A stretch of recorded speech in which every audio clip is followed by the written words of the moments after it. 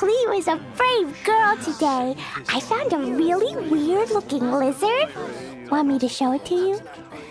That's just plain stupid.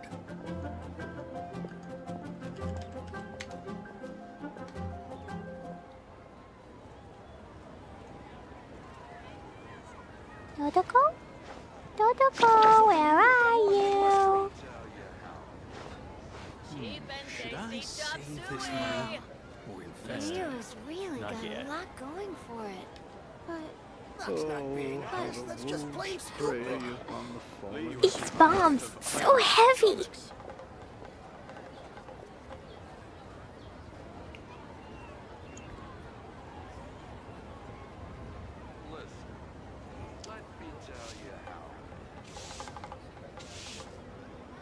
Try something new at the ramen restaurant. Leo's really got a lot going Should I for it. save this Dodoko? money? Not yet. Dodoko, where are Plain you? stupid. Ugh. Liyue people must have iron stomachs. How the wolves prey upon the fallen tiger.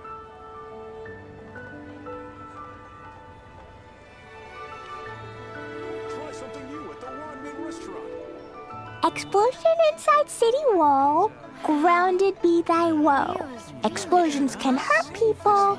Jin can be dreadful. Mondstadt be bombed. Klee be doomed. Those are the survival rules that the Knights of Favonius gave me. Dodoko? Dodoko, where are you? Try something new at the ramen restaurant.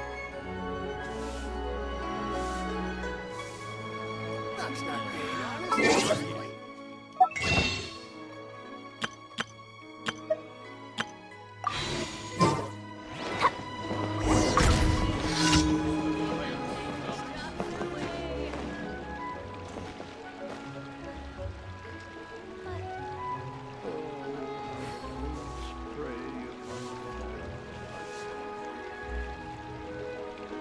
Ha! Adventurer! Think you can last Genshin around Impact against finally has a borderless window. What's Do you want to come fish blasting with me? I'll get grounded for a whole day, but it's way worth it because the fish tastes so good. Genshin Impact finally has a borderless window mode? And the world at my feet. These bombs, so heavy. Hey guys. Error. I was actually about to change the scene right when you said that. All you did was walk around a little bit too much and not control it. Save this money or invest it? Sorry I'm a little late, guys. I fell asleep for a nap, and then when I woke up, La la la. it was like stream time, and I was ridiculously hungry. Holy crap.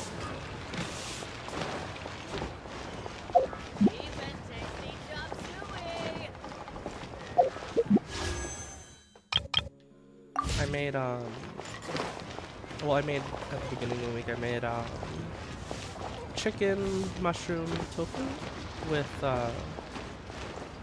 garlic butter sauce. It's really delicious. And you want some rice, some soy sauce. I might have to use a little bit too much butter, but I'll just like add less butter next time.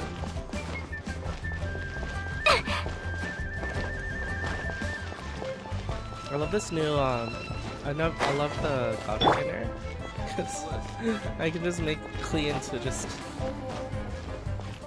Klee herself as the bomb. Game's a lot.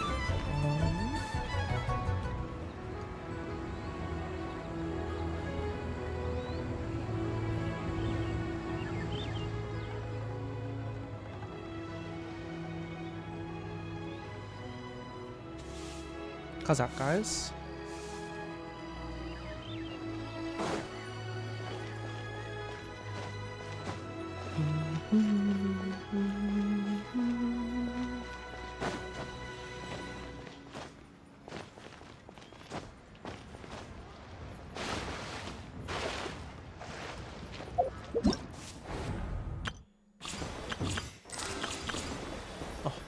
thought it was gone. I was like, where'd the event go?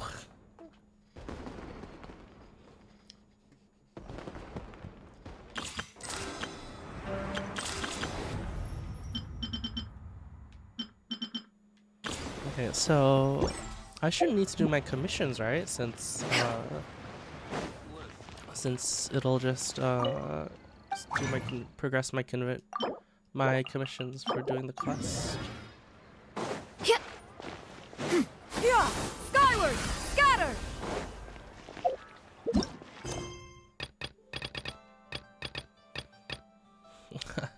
Apparently, I've advanced to the quest for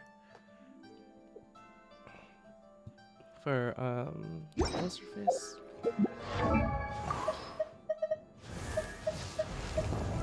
For Yelan, yeah, I've accidentally progressed it a little bit. Skyward! Scatter! But it was just like, we'll just go over it if I ever get to that class. Yeah! Skyward! Scatter! Alright guys, let's check out.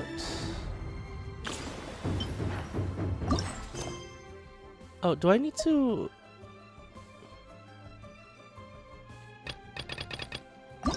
Do I need to do Xianyan's quest first?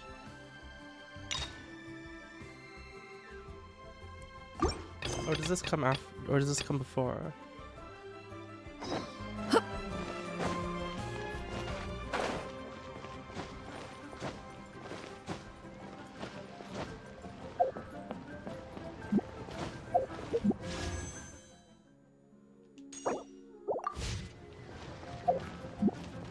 Can you guys hear me?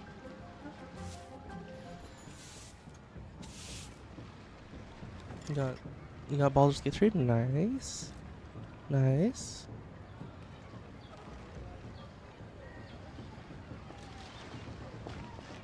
Chat, help! You guys know?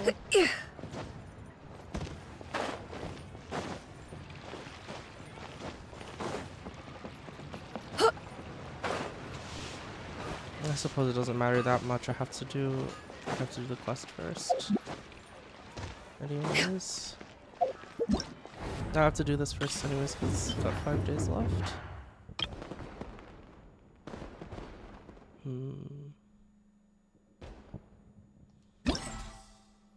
Oh, I do have to do this first. I should do this first. Maybe we'll do this today, and then we'll do this later this week.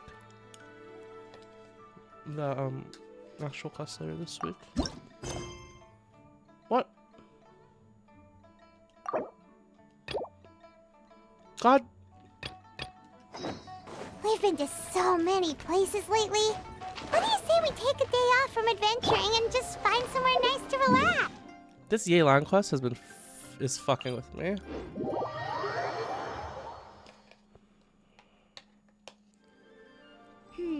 Let Paimon think. Where are some nice places we could go? Oh, why don't we pay Cloud Retainer a visit at Mount Outsong? It's been a while since we last saw that illuminated bird. She's always the one popping up out of nowhere and scaring us half to death. So let's surprise her this time. This Yelan quest has been fucking with me. Oh my god. I need to go in through and like finish this sometime. So, what is this? This is supposed to be like she's choosing someone to be a leader or something? I don't fucking remember. Foreign covers domestic affairs, foreign affairs, checks and balances all in great detail. So this will be problem solving. It's so thick you like have time to skim through it.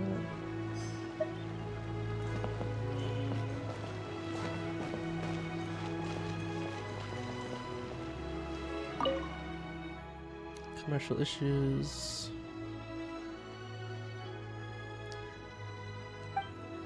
Regulations and incentives are both indispensable.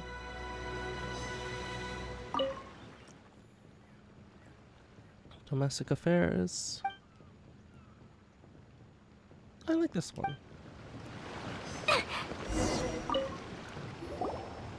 Finished, huh? What did you think? Everyone took it very seriously. Of course they did. They have the chance to be picked as the new Tianshu, so you can bet they're putting their best foot forward. And keep in mind, whoever gets in has to execute their plan as written. Nobody wants to have any regrets. That's for me to know and you to find out. We can talk more after the interviews. We'll see the candidates now. Let's do one at a time. Start with Chenwei. Yes, ma'am.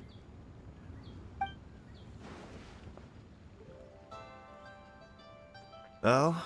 So you two are the assessment officers, are you? Huh? I had What do you mean? assumed that given the great import of this situation, Lady Ningguang would perhaps be assessing us in person.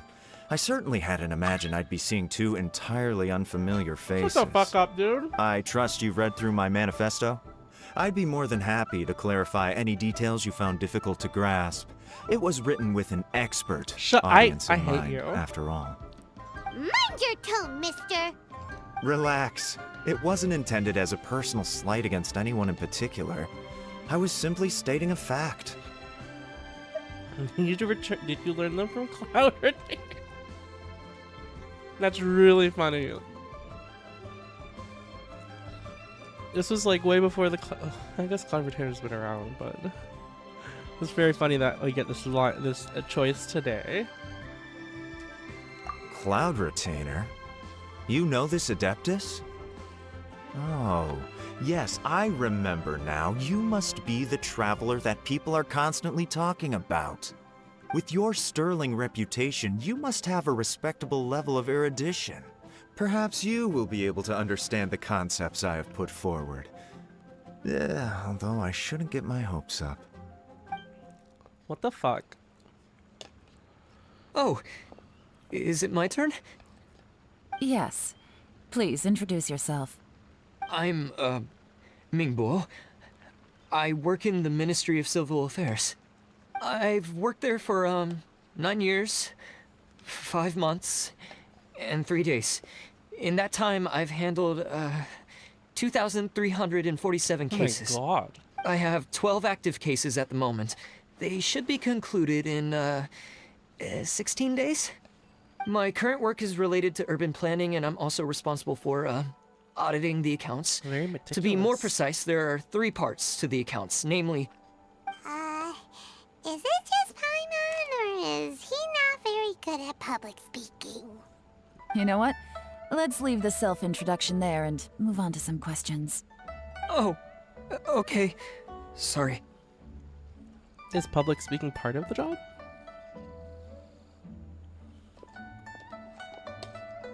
Hello. Not gonna lie, I'm feeling a little nervous. What would you like to know? You're here to assess me, so ask away and I'll answer your questions to the best of my ability. Your manifesto is very wide in its scope, but you don't seem to be personally involved in many of the specific fields. How can you be sure that you have the ability to put your plan into action? Oh my god. Very fair question. I completely understand where you're coming from. But I'm confident in my plan. I've visited many different places, talked to lots of people with far more expertise than myself, and my manifesto is the conclusion of these efforts. Of course, 2 different problems can be interconnected in very complicated ways, and you might reach 2 very contradictory conclusions depending on which one you're focusing on. What I've tried to do is strike a balance. In other words, present an optimal solution to all the problems as a whole. How do you plan to determine whether you are right or wrong about your proposed solution being the optimal one? A great question. Well, I'd start by having my colleagues and the secretaries of the Yuehai Pavilion evaluate any proposals before implementation. Post-implementation, it would all come down to the results. If it turned out that my judgment was to blame for poor results, I would take responsibility. I like this guy too. Nice answer. All right, next question. He seems like a great guy. Everything he said was thoughtful and logical, and he was just a pleasure to listen to. Meh. Here's my take on what we just learned. As you saw, Qianwei is highly knowledgeable. He proposes many excellent ideas in his manifesto which effectively target the big issues. But he is very proud and incredibly stubborn. He doesn't care much about other people's feelings. Mingbo's plan is more thorough and more measured. You can tell he's meticulous in his work, very detail-oriented. But he and Qianwei are otherwise polar opposites. Mingbo is not very articulate and comes across as very timid in conversation. Perfect summary. Paimon couldn't agree more. You're good at this, Yuan. Is she suggesting, like, we help? We have, like, multiple of them? Last but not least, Zhi.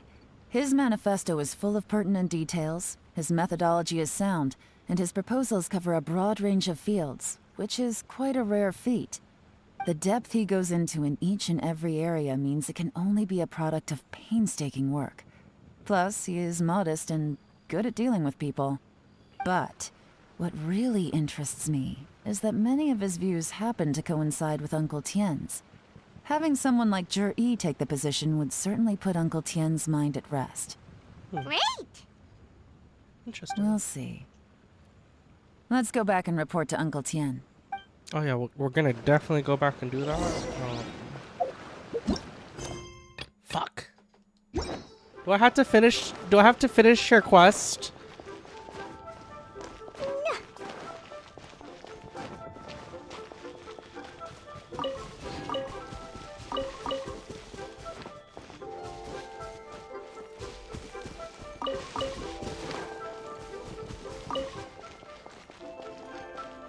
This is what I get for not doing this quest for so long. This quest came out when the chasm came out. And they didn't have that thing where it was like, you can like purchase the quest, but you don't have to activate it yet. Yeah! Skyward!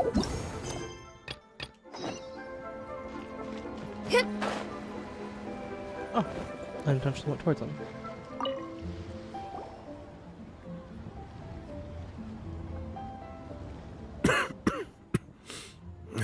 I see. Then it's more or less as I anticipated. All right, then let me ask this. The ideas in Zhi's manifesto are very similar to your own. Is there any particular reason behind this? Oh, I didn't want to say anything when I gave you the list of candidates, for fear of affecting your judgment. But I can tell you now. Those 3 candidates have all studied under me in the past. It's only natural that they share some similarities with me. But Qianwei went on to focus on his business, and Mingbo has always been occupied with his work at the Ministry of Civil Affairs. Of all of them, Zhi was with me for the longest duration. Whoa! So how did you get to know them all, Uncle Tien? Qianwei was referred to me by an old friend. Mingbo came to my attention in the course of my work, and as for Zhi, I was pure happenstance. We first met while fishing. Gradually, as we got to know each other, we started discussing all sorts of topics. Zhi came from a poor family, and his parents died when he was very young. But he was a gifted student and a fast learner. He reminded me of a younger version of myself, so I started out giving him a few words of advice when we were out fishing and noticed how quickly he got on. Sounds like he is family to you. Quite. And now, all of a sudden, he's grown into a mature young man. It's a joy to see, but it also gets one thinking. The young are growing up, and I am growing old. How time flies. No one can escape the cycle of life. I don't know, Uncle Tien. You still seem in pretty good shape to me. You might have another few years of work left in you, don't you think? Oh, you. There's really no need to console me.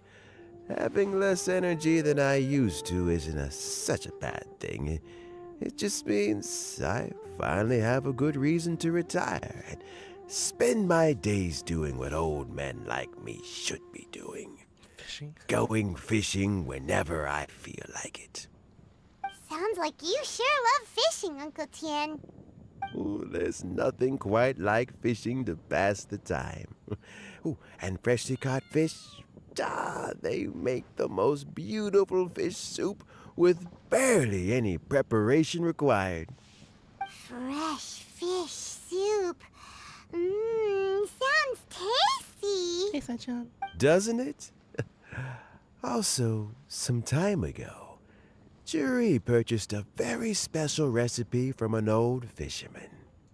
When we've been fishing recently, Juri always brings some extra ingredients he prepared in advance. The addition of these makes the soup taste even more wonderful. That flavor makes for a fond memory. But at my age, who knows how many more chances I have left to taste it again. Oh, can Paimon come next time too? Paimon really wants to try it. Let's get back to the matter at hand. Uncle Tien, Wait, we've did I not reported change back. the fucking... Do you have a verdict? I appointed you as the assessment officer, and I trust your judgment. Had you not asked me why Juri's ideas were so similar to mine, I was not going to mention my history with any of them. This decision must be guided by what is fair and right. Please disregard all other considerations and make your final decision only after a thorough review of each candidate's talents and capabilities. Remember, you must be thorough. Understood. Come on, let's go talk somewhere else. Bye-bye, Uncle Tien. Look after yourself.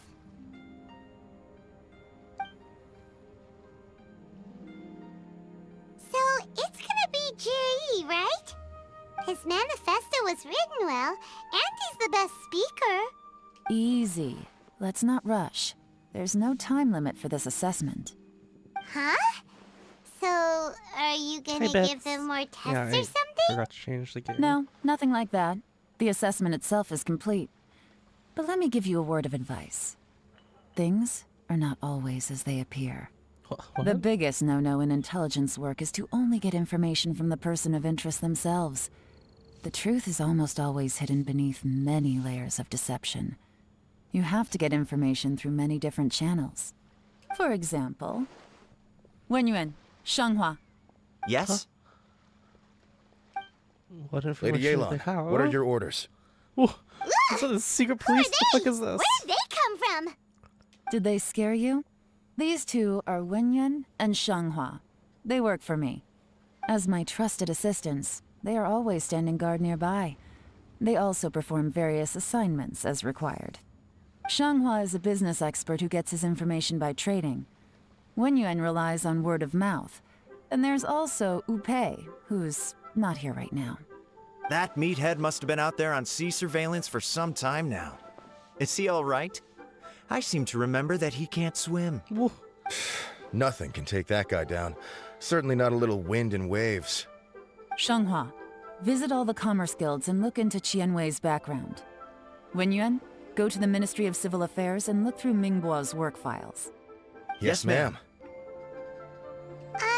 So what about Juri? Is that for Jur-E. us? Well, obviously, as the most promising candidate, we will be investigating him ourselves. Let's go to the docks first. Lots of people passing through there. You can find out all kinds of things. If we're looking for information, why don't we try talking to Bulai, the owner of Wanyu Boutique? Huh? He does business at the North Wharf. Maybe he has some news for us. Paimon?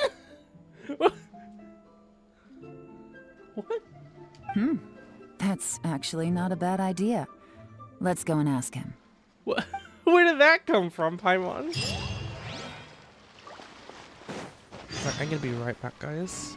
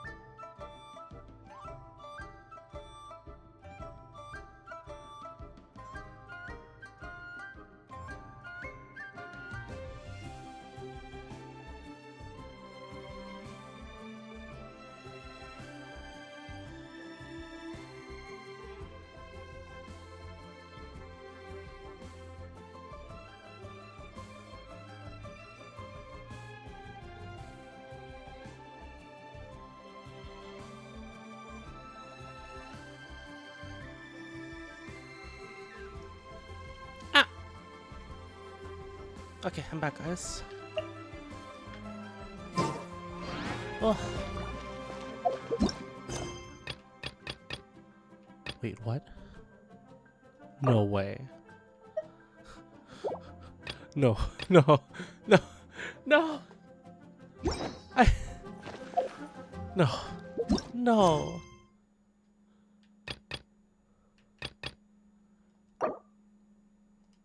It is swapped over. I can't do Yelan's quest anymore. What? No. Oh no. That is not a good sign. Alright guys, let's go visit Claritator, I guess.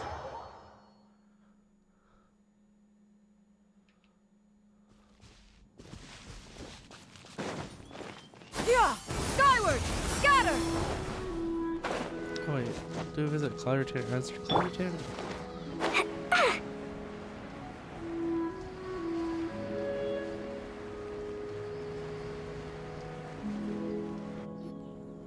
Here we are, right outside our place. Do you still remember the first time we came here? We even brought offerings and everything. And when we told her that Rex Lapis had been assassinated, she immediately threatened to squash Liyue Harbor. Paimon thought she'd be impossible to get along with. But now that we've spent some more time together, she's really not like that at all. We probably don't need to bring any offerings now that we've gotten to know her pretty well, right? Still, Paimon's got some snacks around here somewhere, so if she really wants something, we can just use that. Huh? Traveler, did something catch your eye? Wow, it's... Whoa, what a pretty lady. Is she also here to visit Cloud Retainer? It seems she could also be a powerful adeptus. Yeah, you're right. All it takes is one look and you can tell she's someone special. As expected of that bird lady, really. She must have a whole bunch of Adepti friends from all over the country. Okay, but if we're both friends of Cloud Retainer, then we're basically friends by association, right? Want to go up to her and say hello? Yeah, so the Cloud Retainer Make more quest. connections It is a said part that we of should do this one Paimon's job as first. your reliable guide. Paimon's got this. On the New Year's quest. Hello. Paimon is Paimon, and this is the Traveler. What the fuck? Just say everything is in a nice, even tone, Paimon. Paimon doesn't think we've met, but we're also friends of Cloud Retainer. May we have the pleasure of learning your name, Madam Adeptus? You two... What is this tomfoolery? Has this shift in form so clouded your eyes that you no longer recognize one anymore? Wait, you're... Huh? You're the illuminated bird? But you look... human! How did that happen? Oh, donning human form is scarcely any test of one's abilities. As for your confusion, one merely had no reason to indulge such inclinations before. So, you're indulging now because?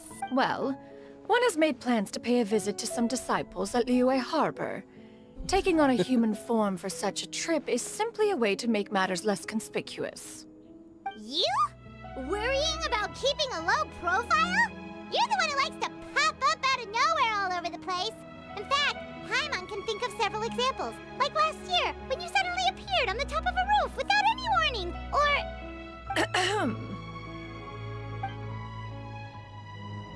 It feels like the Cloud Retainer has her reasons, but doesn't want to discuss them too openly. Oh, let's change the subject, Paimon. We've got guests. Hey, didn't we agree not to bring that up unless she asked? Oh? So you have taken care to follow the proper rules of etiquette after all. Most commendable.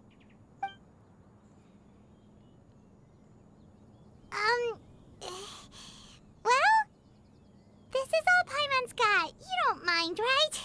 One has never found oneself lacking in basic comforts. On the contrary, It is the gesture that one values above all else. So long as you've shown proper respect and consideration, the quantity or quality of the gift is but a trivial matter. That kinda makes Paimon feel a little guilty for trying to keep them for herself. Anyway, where were we before you reminded Paimon about the gifts? Why does she sound so accusatory? Right. So by disciples, you must mean Ganyu and Shenhe. It's also been a while since we last saw them. Maybe we can come too. One planned to extend the invitation even if you had not raised the matter yourself. Shenhe and Ganyu should be quite pleased to see you again. However, one would first inquire as to the reason behind your visit here. You have cause to seek one's company? No. Yeah, we just found ourselves missing you and wanted to see how you were doing. We were hoping you'd tell us one of your stories. Who knew we'd run into your human form while we were at it? Is that so? If there are no urgent matters at hand, then let us make haste for Liyue Harbor. Ganyu is likely still working at Yuehai Pavilion, so that shall be our first stop.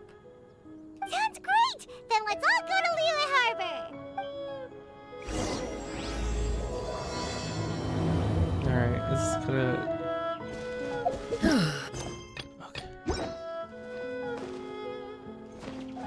Shenhe has also secured employment recently. Is that a chest In her I just have? correspondence with me, she wrote that she shall have no need to return for the foreseeable future.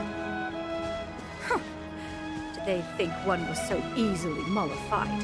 One shall investigate everything with one's own eyes and decide for oneself if their living conditions are satisfactory.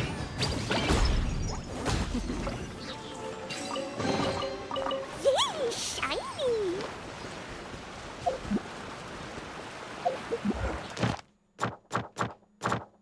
Oh well, it's already done. Scatter!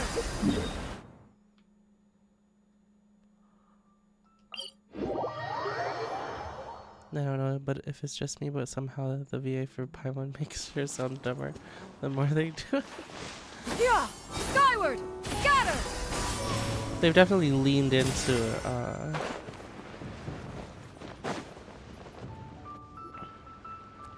some of her We're almost at Yuehai traits, Pavilion. some of her traits more than others Hey, do you lately. think Ganyu will be shocked to see Cloud Retainer like this? Guess we have no idea if Shenhe and Ganyu have ever seen her in this form before. Wait, where did she go? Why are you just standing there, Cloud Retainer? Quietly now. One shall stay here. You two can go and meet with her. But why? Isn't it better if we all go together? If one were to proudly proclaim one's presence, Ganyu would surely profess herself otherwise unoccupied and drop everything to attend to one's visit. One fears that would only result in her staying up all night to make up for lost time. One does not wish to trouble her. Conversing vicariously via you two shall suffice. Do remember to inquire as to her recent well-being. Again, do not mention one's presence here. Fair enough, makes Very sense. weird. All right then, we'll just pass on your regards and... Cloud Retainer? Oh, Oh, busted. Is that lady someone you know, Ms. Ganyu? She is indeed. I'm sorry, Huixin, but could we delay the upcoming meeting for a little bit? I believe my schedule today is quite full. Although, perhaps I could move some work to later in the evening. Oh, not to worry, Ms. Ganyu. I'll make the necessary arrangements right away. Thank you, Huixin. Fucking rum.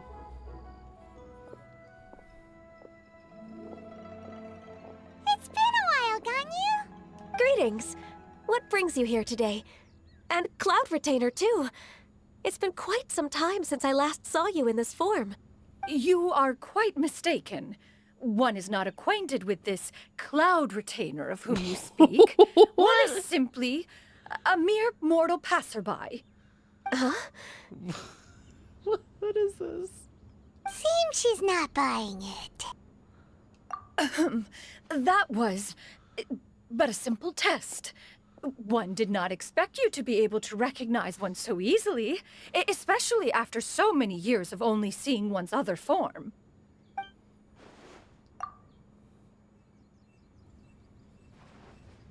Ganyu looks totally bewildered. She's thinking, why wouldn't I recognize you? I used to see you every day. How bad do you think my memory is? But recognizing you is, my responsibility as your disciple. What? An apt observation. One was simply passing by while attending to some important business. One thought it would only be fitting to pay you a visit while in the area. Wait, Paimon wasn't aware of any important...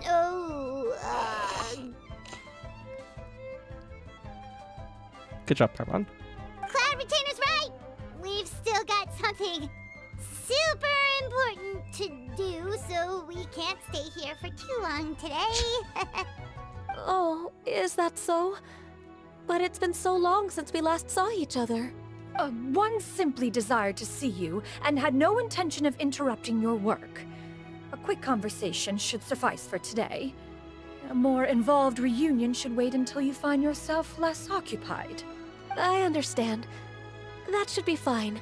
While one acknowledges the amount of work that you have to deal with every day, one must also remind you to rest. Though Adepti blood flows through your veins, excessive exhaustion will still cause grave harm to your body. It still makes one nostalgic to see you as you are now, respected and independent. When you were young, you oft begged one to cuddle you to sleep when you suffered from nightmares. Oh. Cloud Retainer! Stop! If you insist. We are running short on time regardless, so one will refrain from going into each and every story. Why don't you continue your conversation? One shall simply stand by and listen. Wow, you've been to so many new places since the last time we spoke. If you ever need anything, please just come find me at Uehai Pavilion. Also, forgive me for my presumptuousness, Cloud Retainer, but if you plan to continue appearing in this form, don't you think it'd be helpful to adopt a human name? A human name? Huh. You raise a valid point. Considering the sheer extent of one's renown, Cloud Retainer is surely too recognizable as a name. You really think so? Not that you're not famous or anything, but that famous? You presume to know the extent of one's illustrious achievements. One would hardly think such a thing to be possible. Nevertheless, Ganyu's advice cannot be ignored. From this point on, when in public occasions, be sure to refer to one as Shenyun. Shenyun? I assume that's a reference to the full record of Pristine Pavilion. An Adeptus of years past would rise with the clouds and rest with the moon. They were enlightened and wise, free and unfettered. The writer referenced Master's name to describe her carefree and spontaneous nature. Oh, that sounds super cool! Paimon feels like only the most powerful of Adepti could rise with the clouds and rest with the moon. Actually, those lines were originally written to describe Cloud Retainer herself. Huh? Wait, so you're really that powerful? And what of it? Did you truly take one to be nothing more than a bird of bigger than average size?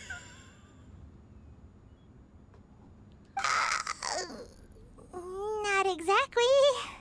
Paimon's really, like, stepping in it today.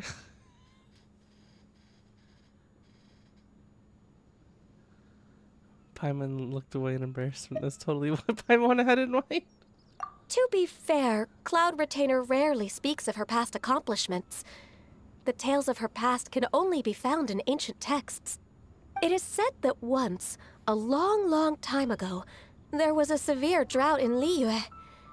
Left with no choice, many people left their homes, while others spent day and night praying to the Adepti. Although I did not live through such tragedy, simply reading about it is enough to gain a visceral understanding of all the pain and desperation during that time. On top of the drought, a noxious gas also began to spread through the land. If not for Cloud Retainer's efforts, much of Liyue would be nothing more than a barren wasteland today. The books had this to say about what happened. Upon arrival, the Adeptus borrowed the wind to retain the clouds. Immediately, the clouds gathered together, and abundant rain burst forth from the heavens. Drought and plague were both driven away, and the people were saved. That's incredible! Mortal records add embellishments to dramatize past events. One did merely with one ought, and even if one had not interceded, the other Adepti would surely have stepped in to help. Even so, you stopped an entire drought! Can you really control the weather like the book said? Oh, Paimon suddenly has a lot more respect for you. So it was Paimon's bad for calling you Illuminated Bird before. You're not too mad, are you? How laughable. A name is but a simple label we carry with us on our journey through the world. Why would one be offended by such a trivial matter? That's a relief. In that case, Paimon will continue to call you whatever feels right in the moment. Well, that is quite enough ancient history for now. Ganyu, have you had word from Shenhe? One has heard that she procured a job recently. Have you any thoughts on her workplace? And what, pray tell, of her monthly remuneration? Moreover, does she find herself overly inundated with work? Is she allowed time off during Lantern Rite? That is a lot of questions. There is no cause for concern, Cloud Retainer. I introduced Shenhe to her employer personally. Wanmin Restaurant's business has been booming recently. So with Chef Mao being swamped with customers, and Xiangling still off and out in search of new recipes, I introduced Shenhe to staff the restaurant. I see. Most excellent indeed. One has had the pleasure of being introduced to that family. Xiangling is kind and astute, while her father is loyal and reliable. One has no cause to believe that they will make Shenhe's work difficult. Now, it is almost time to partake in the victuals of noon. One shall visit Wanmin Restaurant in person and see how Shenhe is doing. Huh? Wait, her But glasses have didn't little you wings just on say them. that you had something important to do? Can that wait until after we've eaten? You may return to your work, Ganyu. One shall see to this matter on one's own. There will be many an occasion to dine together in the future. One is certain the opportunity shall present itself most readily. Of course, Cloud Retainer. Please take care. Traveler, Paimon, I'll see you some other time. Her glasses have little wings on them.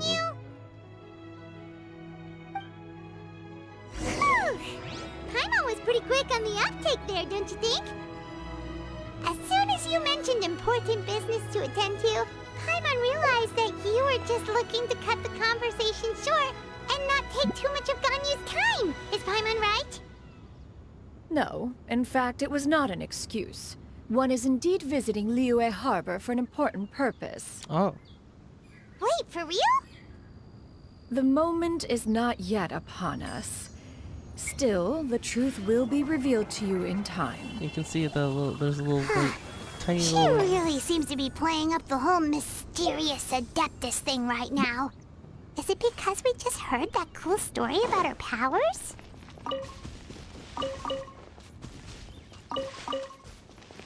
Yeah! Skyward! Scatter! Look more like clouds. I think they have more wings, but... Oh, I didn't notice. I really like how her hair ornament.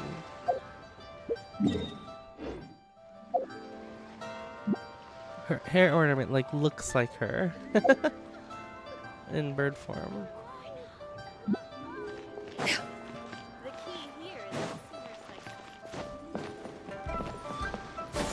Skyward! Scatter!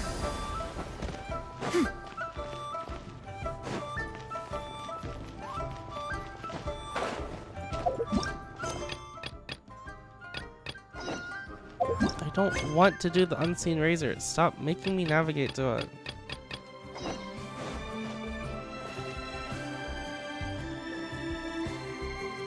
What is this level? You get what I'm saying, right? Yeah, how can I not?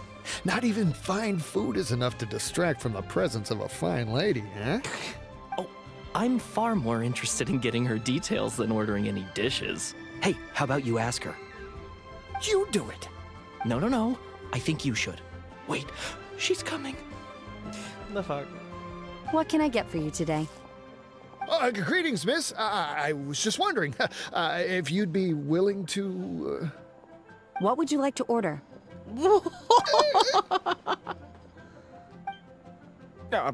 2 servings of more meat to go. Good chat. Bye. What? Goodness. Shenhe! Welcome. It's been a while. May I take your order?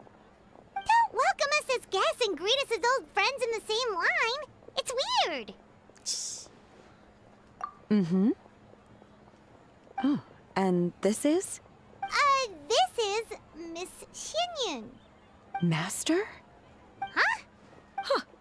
One does not recall ever revealing this form to you before. How were you able to ascertain one's true identity with such ease? I've trained and lived with Master for more than 10 years.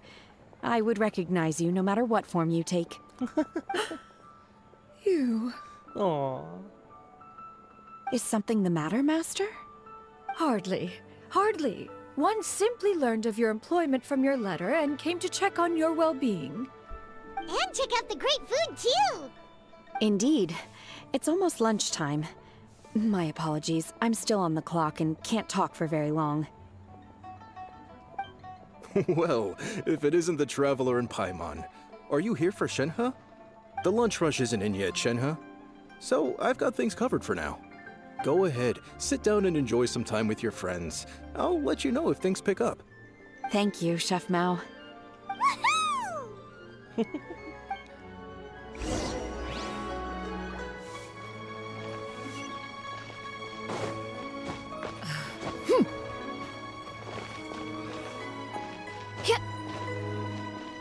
It's so awkward.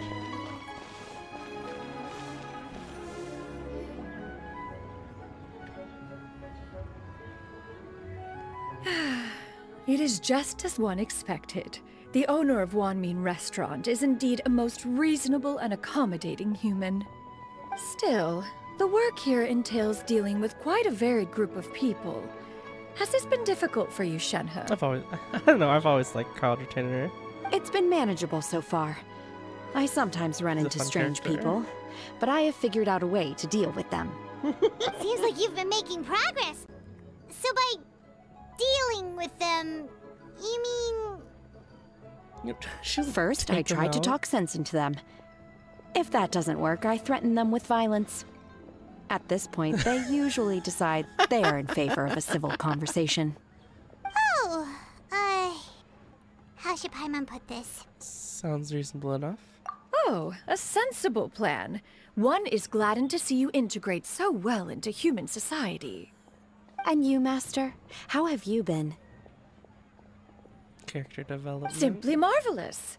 Though Mount Outsong has scarcely enjoyed your presence recently, one has hardly found the pleasure of one's own company to be lacking. I see. Oh, just as expected of Master.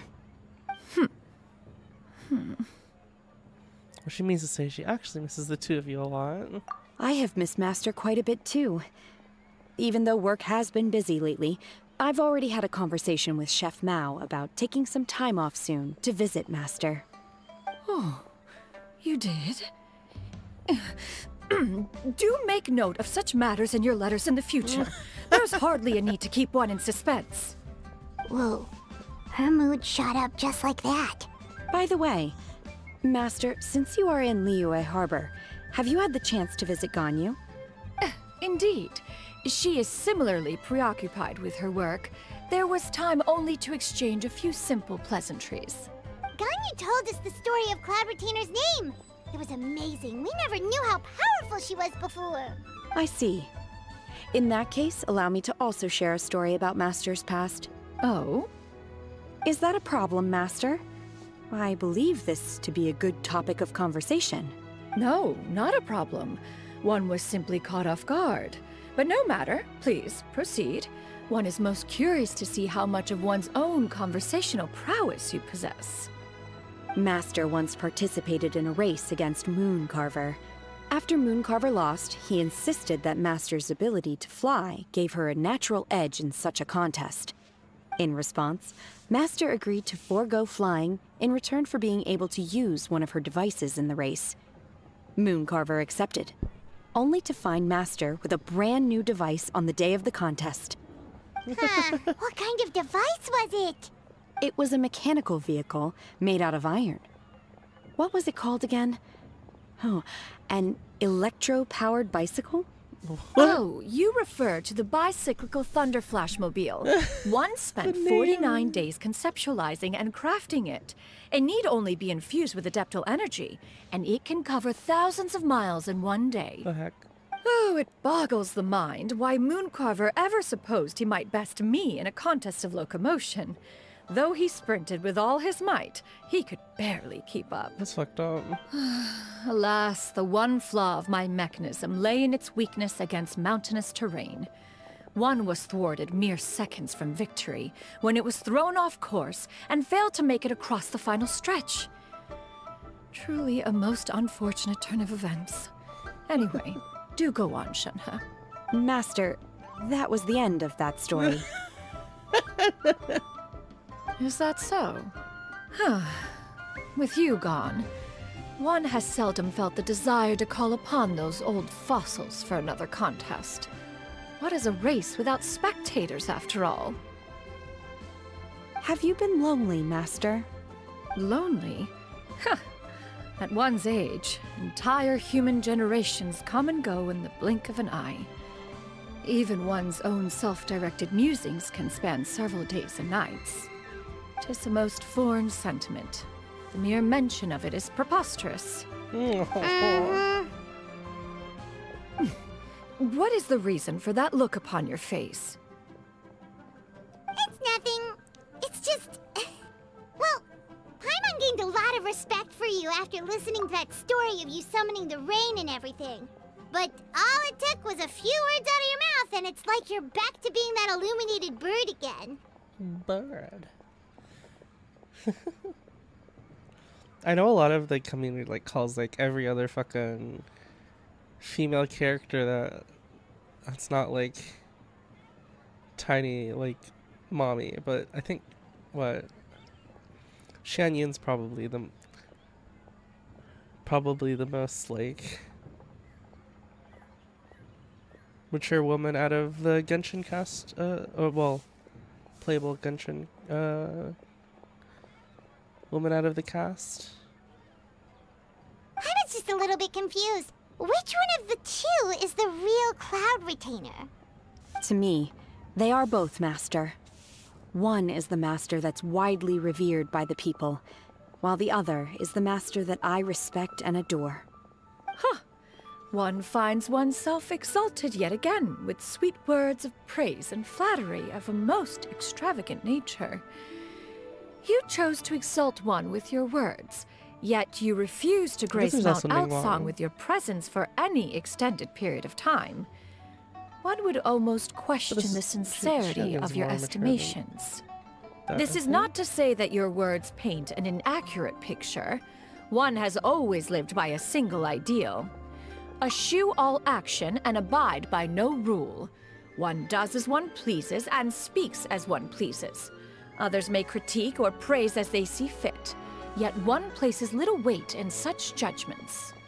Probably the most fitting of the label mommy. She got like, what, 2 sentences of flattery from her disciple, and it's as if her ego is about to burst. Do you have any empty tables?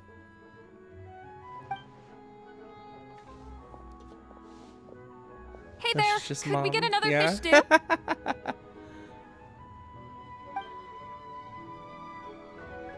Mother I'm hearing more guests come in. I should get back to work. All right, good luck with the lunchtime rush, Shenhe. Mm-hmm. I'll try my best.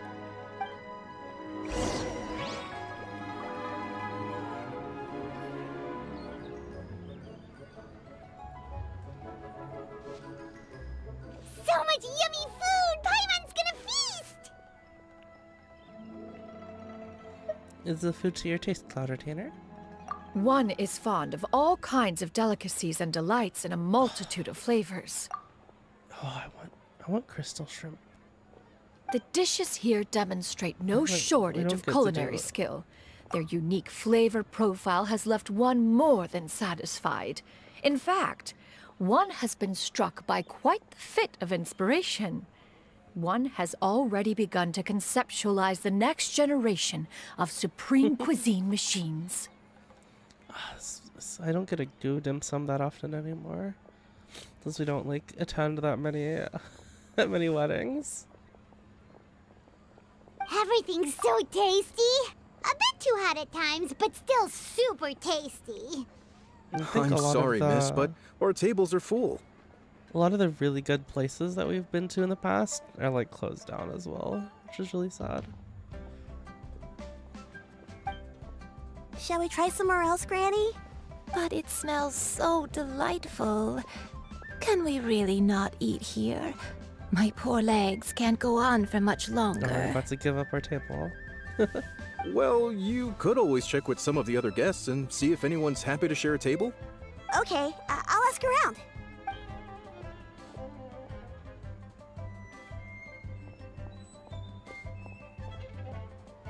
Excuse me. Would you mind letting us share a table with you? There are no empty tables left, so... Ah, well, Paimon doesn't mind. What about you guys? Giga chat, no. Great! Thanks so much. My name is Shuyu, and this is my granny, Yuendai. Granny? Yep. Is there something wrong with that? What? Why'd you... What? No, Paimon's just a bit surprised. She looks so young. Yeah, a lot of people compliment Granny on her youthful looks, but she's actually much older than she appears.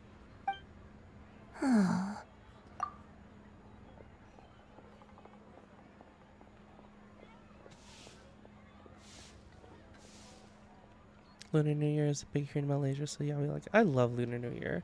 Lunar New Year is so nice.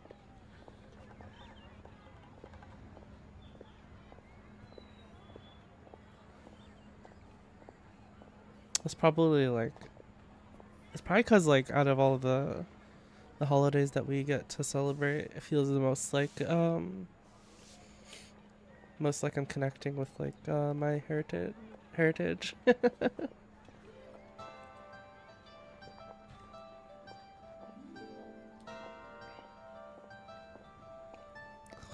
I don't know why.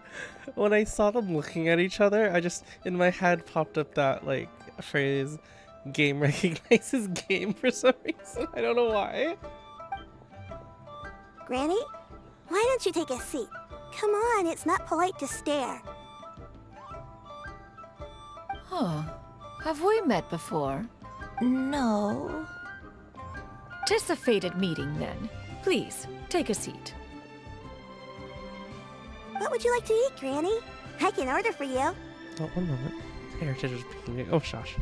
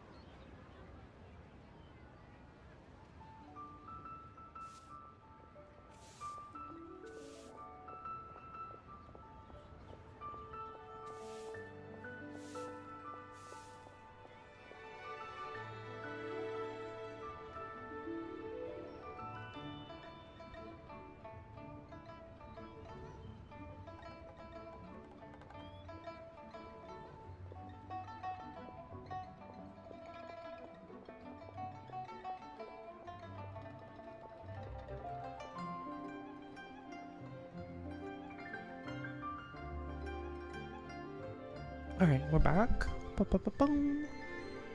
Peking duck tastes delicious though.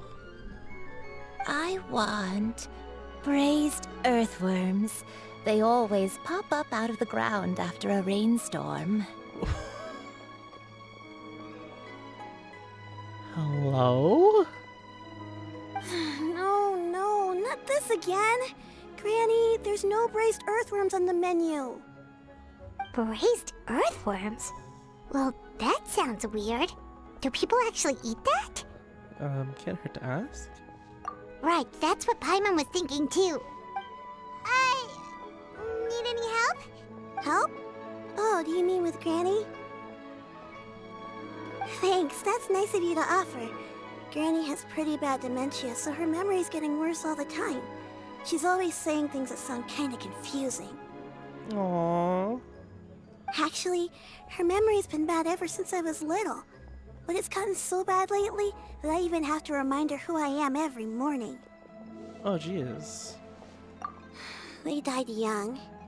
It's just me and Granny now. Oh, Oh, it's so sad. But it's okay. Don't feel bad. Granny What the loves me a heck? lot, and I love her a lot too. Sure, it's hard at times, but you just gotta make the best of the life you've got. wow. You're really tough for your age, kid. You're too kind. And me? Oh, what about me? You're tough too, Granny. Plus, you're really gentle, and you're always there for me. Yes, and it's hardly as if I forget everything. I still remember the important things. Wait, what was that really important thing again? Heck. Ah, I remember now. It was a dream. I had a dream where everything was dark. Someone was standing in front of me. She told me to come and find her, and that once I'd found her, I would be free. What? Huh? That sounds super important. But how come you've never told me about it before? It was just a dream, so I forgot about it. But I'm in a good mood now, and somehow I remembered it again. You know, I believe I've had this dream a great many times. But just how many times have I had it? Now that I do not remember. Wait, so you have a reoccurring dream where someone's talking to you? That sounds spooky. Oh, does that mean you're possessed? The heck, Paimon? Unlikely. Her eyes are clear and her breathing remains calm and level. One sees no signs of possession. Are you sure? You're gonna Who do you take me question for? the Adeptus? Is one not an adept? Am I not an expert? You're right. Paimon almost forgot you're the expert. In that case, do you still remember what the person in your dreams looked like, Granny? Not anymore. Although, I have a sense that she looked rather like me. But not as I am now. My younger self. A younger version of Granny? This is just getting weirder and weirder. What is going on here? This is very bizarre. As one said, fate must have brought us together. You may leave this situation to me. Are you sure? So, what are your names? Are they gonna get food? Paimon's Paimon. Just Shenyun is fine. Thank you all so much for offering to help. But first, I'm sorry for asking, but, how do you want us to pay you back? Oh, you don't need to pay us anything. Oh, we don't need any payment for this. Thank you so much. You're welcome. But Miss Shenyun, what exactly can we do to help out this Granny? All we have to go off is that dream. Where do we start? That is elementary. Since her dreams portray her younger self, then we shall retrace the steps of her youth. Once we have revisited those places, her memories will likely return. Sounds like a plan. So, Granny, do you remember which places you went to when you were young? I can't. My eyes are. Why, of can't course help but I be do. drawn to her hairpiece. The heavens above, the earth below, Is she the an wispy Adeptus? clouds, and the emerald mountain streams. Okay, taking that as a no. I might have an idea. Once, when I was really little, my dad told me that Granny used to be a martial artist heroine who saved loads of people from a disaster. If it's true, then maybe they wrote about it in the history books or something. A martial arts heroine? Oh, Shincho knows tons about Liyue's chivalric traditions. If anyone knows about the heroes of the past, it's him. Let's go find him at the Feiyun Commerce Guild. Are you leaving already? But I'm still hungry. I'll go order some food, Granny. If there's nothing on the menu you especially want, I'll just get a few different things. It seems we must part ways for now. The Traveler and Paimon are bound for the Feiyun Commerce Guild, while Yuendai and Shuyu shall remain here and partake of their lunch. As for myself, I have matters to discuss with Streetward Rambler. Streetward Rambler? Oh, yeah. You mean Madam Ping! Precisely. Let us meet at Yujing Terrace once you are ready. Everyone, please, eat to your heart's content. This is unbelievable. I always wanted to try this place.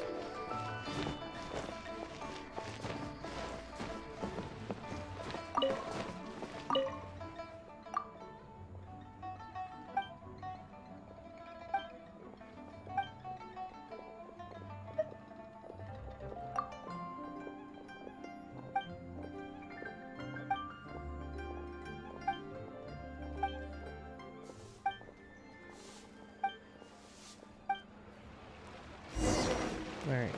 Hopefully that doesn't pop up anymore. I wonder if I'll ever find the unseen razor. Add Astra. Thank you for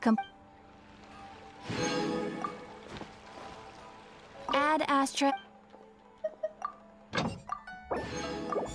should probably change this at some point. I don't have a big need for Mora lately.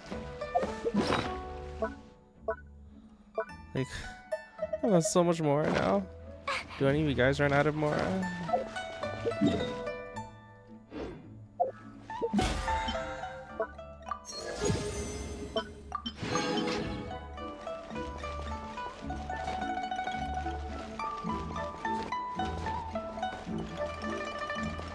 Yeah! Skyward! Scatter!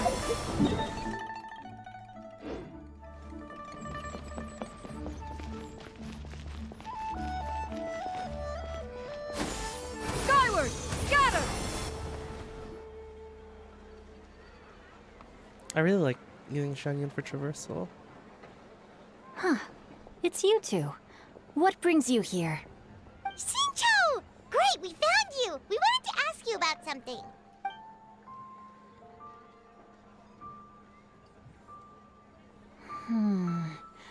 That's not a whole lot of information to go off of. I don't know if I can say for sure. Anything is helpful and appreciated. I can't pinpoint her identity from your description alone. But considering her age, I am reminded of a nameless heroine who's been featured in various chivalric novels. Nameless heroine? Oh goodness. That's right. The novels often speak of a great drought from 50 years ago. As the people suffered, a nameless heroine appeared and began to clear away evil spirits in bandit camps. The people idolized her, but never learned her name. That sounds like this situation that Cloud Retainer was helping out. Gosh, this nameless heroine did other stuff? Like clearing away evil spirits in bandit camps. All they knew was that she always acted alone.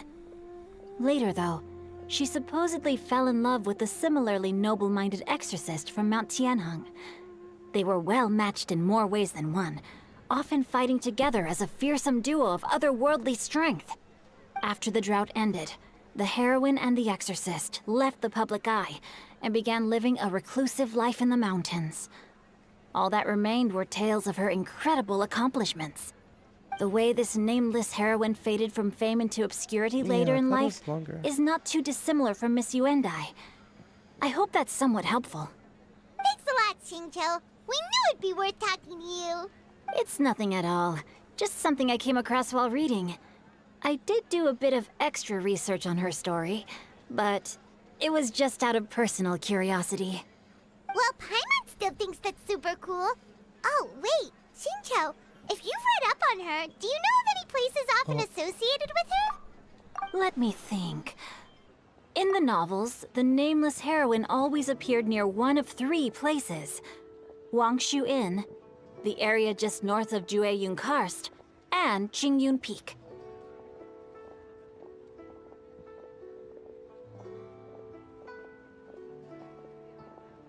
Perhaps the real-life heroine who inspired the character was also often seen near those 3 places. That would explain why those locations appear in the various novels written about her. Thanks so much, Xingqiu. You're welcome. To be honest, I found some parts of the story confusing when I first came across it. If Miss Yuendai was indeed the original inspiration for the character, she may just be able to help me put the pieces together. It's rare for a chivalric hero to fade into obscurity during their lifetime, even after retiring from the public eye. But no one ever saw or heard from the nameless heroine again. There were even rumors that she became extremely ill. I've never understood why someone would go to such lengths to erase themselves from public memory. It's almost as if she was trying to hide from something. There's probably far more to the story than what's been written. We'll be sure to tell you if we manage to uncover the truth. That's a deal. Perhaps, behind the truth of it all, there lies a story more fantastical than any work of fiction. Paimon feels like we just learned so much from Xingqiu. A drought, a nameless heroine, a life of seclusion. Wait, why does the story sound super familiar? That sounds a lot like Cloud Trainer's story. Oh, right! There's a drought in this story, too! Xingqiu, are droughts super common in Liyue or something? Well, they used to be. But people have long since developed methods to prevent them, like by cultivating the soil or digging canals. So while droughts do happen from time to time, they are rarely regarded as true disasters. The drought 50 years ago is probably one of the worst we've had in the last several centuries. The crops withered, the streams ran dry, and the monsters in the mountains became rabid and agitated. Countless caravans were attacked, and people who lost their homes came together to form bandit groups. What started as a natural disaster soon became a human tragedy as well. That sounds awful. Yeah, and that's exactly why the nameless heroine was so beloved. She must have been someone of true integrity, to do so much for the people while asking nothing in return. Still, as terrible as that drought was, it was nothing compared to the truly calamitous disasters that befell this land in ancient times. They say that back in those days, disasters were both more severe and more common. Only the strongest of Adepti could hope to dispel the ruin and I guess devastation. it's just a similar story then, huh? Do you have any other questions? We're good for now. We're just going to head back and meet up with Miss Xianyun and the others again.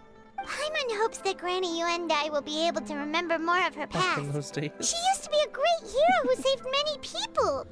So sad that she can't recall any of it. Anyway, we'll be off now. See you some other time, Xingqiu. Thank you so much for your help. It's no problem at all. Safe travels.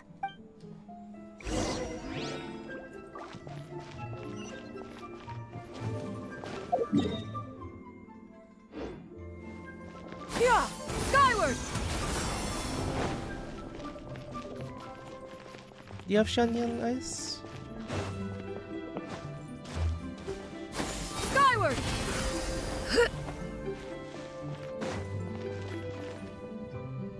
I have recorded the tune that you requested. I hope it will be of help to you. Oh, thank you. Straightward, Ping, what has amused you so? Oh, it's no serious matter. I was just reminiscing about the last time I saw you in this form. Time has wrought such change in this world, and yet you appear just the same as ever. Time has little bearing on one's existence, nor has one keenly felt its effects whilst dwelling at Mount Outsong. Nevertheless, Ping, one would like to seek your counsel on a personal matter. The bird ladies are hot. Why so formal all of a sudden? I must say, you're making me a little nervous. What is it? Well, the inquiry is as such. Approximately how much more would one need to afford a comfortable life in the harbor, not unlike the one that you yourself lead? It does not require as much as you may think. Still, do you mean that... Cloud Retainer, Madam Ping! What are you two talking about? Goodness. Nothing save for some trivial matters. Have you unearthed any useful details? Shenyan talks like how I make essays. Shinto has a theory, but let's save it for when Chuyu and Miss Yundai have joined up with us again.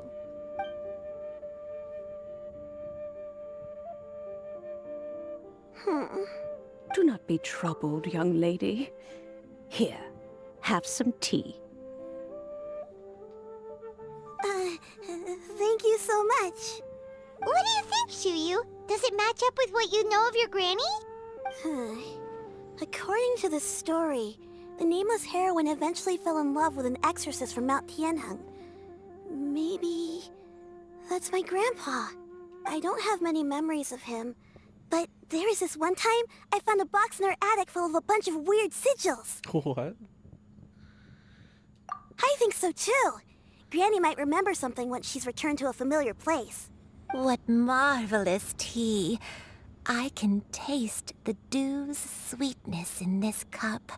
It's as if I was taking a stroll in the mountains, thoroughly one with nature and at peace. Is that so? Then please drink as much as you like. There's no need to hurry. At our age, it's always nice to slow down and take the time to appreciate Mountain Dew, pleasant shush. conversation among friends. Thank you. Okay, since we have the time, can I ask you something? Sure thing. What would you like to know? I have a secret I want to tell you. Secret? Let's go talk over there. What?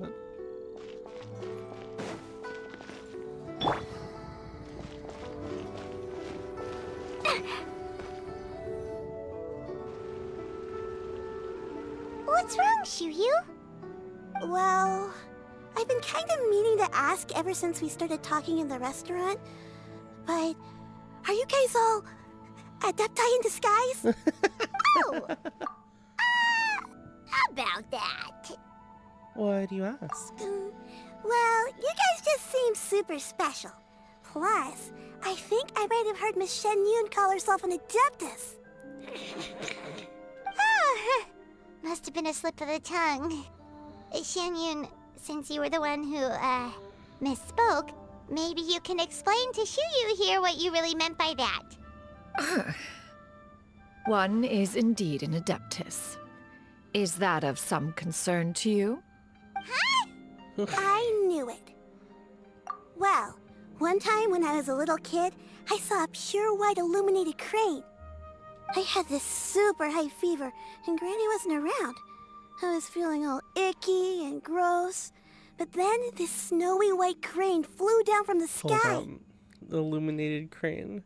She put me on her back and flew me to her cool Adeptus house and fed me some sort of magic potion. When I woke up, I was already back in my bed and my fever was gone. I really wanted to thank her, but I was too sleepy to stay awake, so I never got the chance. So I just kind of wanted to ask if maybe any of you have ever met an Adeptus like that? A pure white illuminated crane? The only two we've ever met are blue and white and black and brown. Have you ever met one that's pure white, Cloud Retainer? Oh wait, pure white.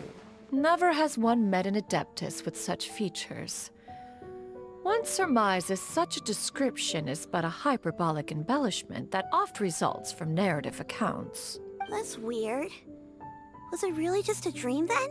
Well, even if it was just in my head, it doesn't matter that much anyway.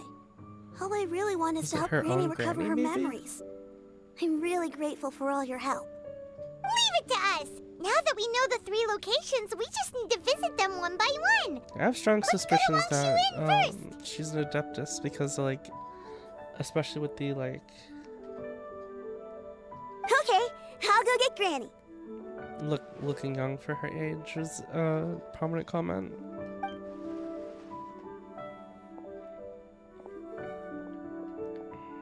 And being, like, a legendary martial artist. Yeah! Skyward! Scatter! I really like Shanyan's skill for traversal. Scatter! Exclamation point, Euland.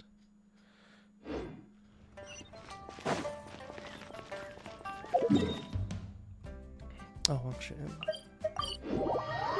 My god, my allergies have been absolutely destroying me today. Holy shit. Wang Shu Inn. Wang Shu Inn. Do you remember this place, Granny? Yes. The fish here is very delicious, and if you look out into the distance, you can always spot a bird that's been left behind by its flock. I believe I used to have a room here. It had a window. Yes, I spent a lot of time looking out that window. Which room was it again? Let me look. I'll come with. Campus within us, yeah. I think I'm the rain still having some flushes trouble me understanding sometimes what during she's this time of talking year. about, but if she's so familiar with this place, that must mean she lived here, right? Wait, huh? Whoa! Xiao! Oh, hey, Xiao. What are you doing here all of a sudden? You scared the living daylights out of Paimon! I sensed a non-human presence and decided to come take a look. If you're here, then there's likely no trouble afoot. I suppose there's no cause for concern. It's been a while, Cloud Retainer. I see you have returned to your previous form. You've met her in this form before? I have indeed. I fought alongside her in this form on many occasions during the Archon War. Oh. Oh, wow! What was she like during the war? Oh, wait, let Paimon take a guess. Was it anything like this? The glory of one's newest invention, the Bang Bang continuous fire mechanism. Hands up and surrender, or be prepared to face the full might of the Adepti. An impressive imitation.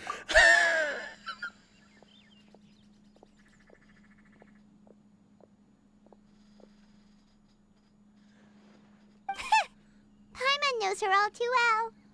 Even so, Cloud Retainer was not always as ostentatious as you describe. You may be unaware, but her talent with Adepti sigils is just as formidable as her skill in mechanics. Sigils? The Archon War reached its peak after Guizhong's death. The Cloud Retainer who fought beside me in those devastating battles was taciturn and solemn, only speaking when she had to activate her sigils. A Cloud Retainer who barely talks? Paimon can't picture it. But what happened after that? If you were so powerful in your human form, why did you decide to take up your bird form again? Once one had bid farewell to the world of mortals, what use would one still have for such a shape? When dwelling between mountain and forest, away from the struggles and troubles of the mortal world, a mortal form is hardly the most fitting of choices. After the war, Cloud Retainer retired to Mount Outsong, only revealing herself to the occasional visitor, and always in her avian form. It's actually really sweet that we get like significant character development that causes her to like appear in this form again for us to, well, I guess for us to pull on. But it's cool that we get like a pretty good backstory, a good like explanation for it. Although I do believe there was an occasion some 30-odd years ago when she decided to don her human form. I believe it was for the purpose of... One believes there is little need to relive What does he bygone mean by matters. form? Granny, are you okay? Back then, at this place, Perhaps this conversation should end here. I shall take my leave now. Should you encounter any trouble, you need only call my name. However, given that you are traveling with Cloud Retainer, I trust you are in good hands. Are we getting at Donowald though? Everyone! I think Granny is finally beginning to remember her past. Slowly now, calm your mind and recount what has been recalled. a long time ago, I stayed here to recuperate from my illness. Huh. So what Shinto said was true! You did fall ill! Was that why you went into hiding? I don't remember. I'm very sorry, but I can't even remember the name of my illness. The only thing I can remember is that it took a great toll on me, and there was no cure for it. I was confined to my room in Wangshu Inn, where I spent many days unconscious. I'd come to every once in a while and stare at the migrating birds outside the window. It was a solemn sight. I remember crying, but I'm not even sure I knew why. One day, I met a traveling merchant. Upon hearing of my illness, he sold me a bottle of soul-revitalizing tea pills. Wait, do we trust this man with... Wait, what is that hat? No, no. That mustache? He looks evil. He told me that the pills were concocted using Adepti blood and could be used to alleviate my symptoms. Sure enough, I made a full recovery. My illness remained dormant for several decades after that. Wait, but if your illness remained dormant for several decades, are you saying that what you're going through now is just a relapse of what happened all those years ago? And it was all thanks to the pills that you managed to keep the symptoms in check? Paimon's brain kinda hurts. Do you remember anything else? I'm sorry, I don't. Oh, if only I wasn't so useless. Hey, you're not useless. You've done so much for me. Watched me grow up. Raised me. How could you say that about yourself? Oh, fret not, dear child. Granny was just a bit frustrated. That's all. The recovery of a person's memories is a gradual process. Finding pieces of one's past is always superior to not finding anything at all. Let us make haste to the next location. Next location. Is Paimon Next getting bigger? location. I don't think she is. Oh, why don't we go to the area north of Dwayun Karst next? There isn't really a landmark there, so where should we start? Oh, Paimon's got it. Let's check out the houses in the area first. After all, if she was there for any length of time, then she would have stayed somewhere, right? Oh, Paimon's really got her thinking cap on today. At this rate, we'll recover all of Granny Wendai's memories in no time. Goodness. So confident, Paimon. Oh my goodness, I rolled Walt Yang the other day in Star Rail, and I've been struggling because I've been building too many characters, and none of them feel powerful enough because I think are relics like a really Whoa, why are there so many treasure hoarders here? important for power? Guess it's time to round up some bad guys. Take your true form! Or relic substats. The hunter becomes Do you remember anything about this place, Granny Wendai? Let me think. I feel like I've been here before, but I don't think I stayed here too long. I might have just rested here briefly before continuing on my way. Got it. That's okay. There are still plenty of other places we can check. Wait a second. If I remember correctly, I believe I brought... Ah, yes. I brought some sweet snacks with me. Go on, take some. You need to eat a lot if you want to grow big and strong. Oh, thank you. Then Paimon will help herself. Of course you will, Paimon. Skyward, scatter! Where's on the power skill driven? Yeah. It's a little pretty difficult to get your unit strong enough for the... No, substats, not set stats.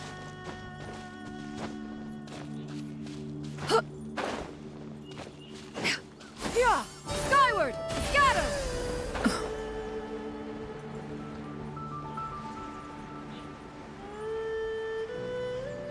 I think my Sela is really strong because I just got some decent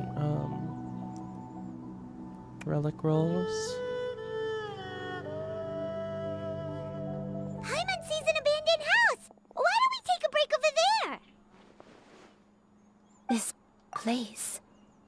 it's...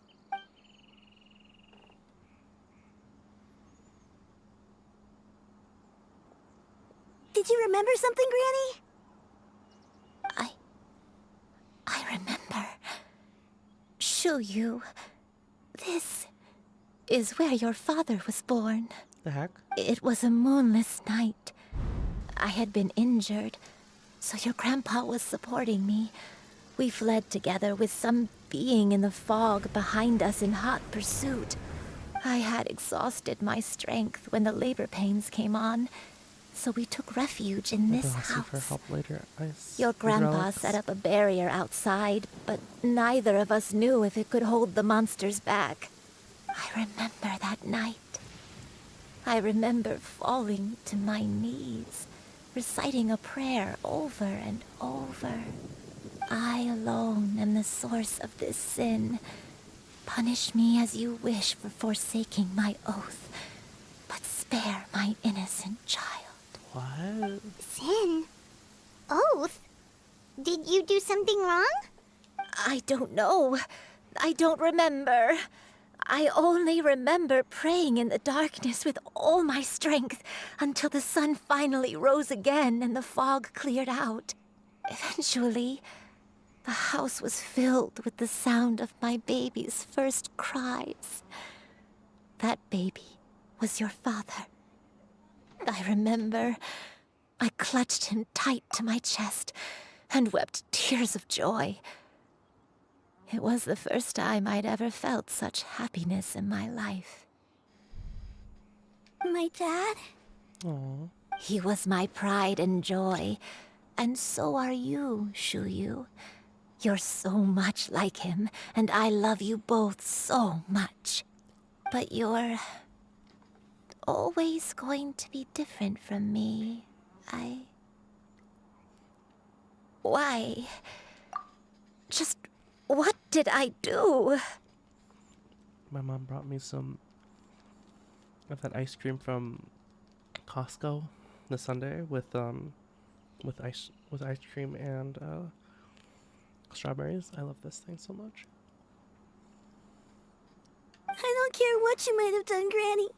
You'll always be the person I love more than anything. You're too sweet, Shuyu. I'm lucky to have you with me. If not for you, I would not have had the courage to come here, to try to remember what I had forgotten.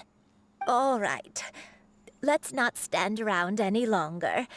There's one place left, yes? Let's go take a look. If one recalls correctly, the next place should be Qingyun Peak. You and I, how fares your health? I may be a bit slow, but I'll do my best to keep up. I'm sorry to keep everyone waiting. Climb on. I shall carry you to the top.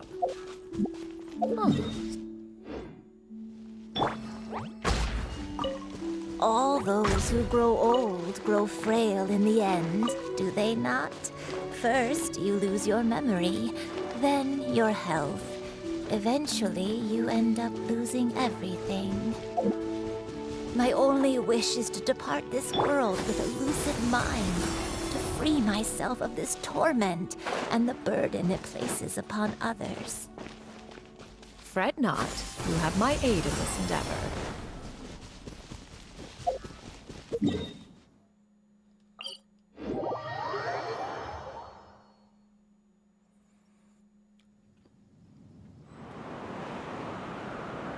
Yeah! Skyward! Scatter! I often find that the Genshin character stories tend to have like another character, an NPC or something that's meant to be like as a meant to be a foil for the characters featuring. Seems no different this time as well. We're finally here. Does this place feel familiar to you, Granny One Day? Let me see.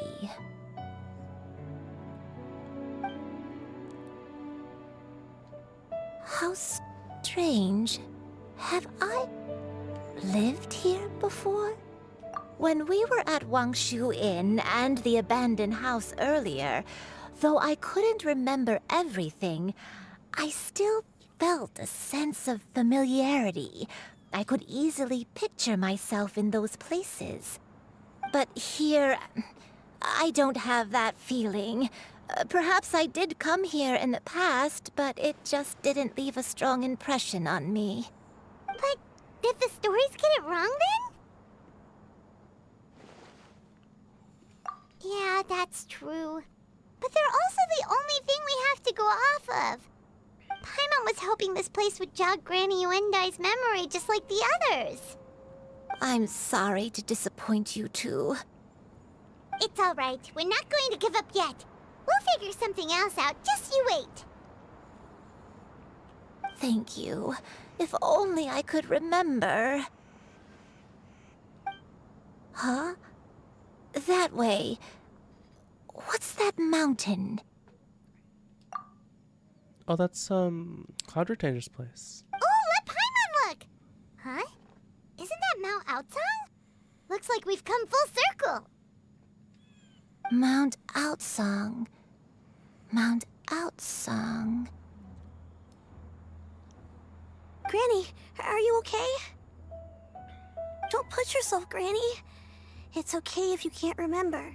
You shouldn't do something that makes you sad. Mount Outsong, What am I really? Mount Outsong holds some familiarity to you? It does, but I can't go back. Are you feeling unwell? My head, it feels all heavy and dizzy. What is wrong with me? Cloud... Miss Yenyun, is there anything you can do? Let us go to Mount Outsong. But... Fret not, all will be well. You and I, you have already given more than enough to the pursuit of this endeavor. You may leave the rest to me. I've prepared something that can aid you in suppressing the fear in your heart and restoring your lost memories. It currently resides at Mount Outsong. Wait, really? When did you do that? I never leave anything to chance. All will reveal itself when we arrive.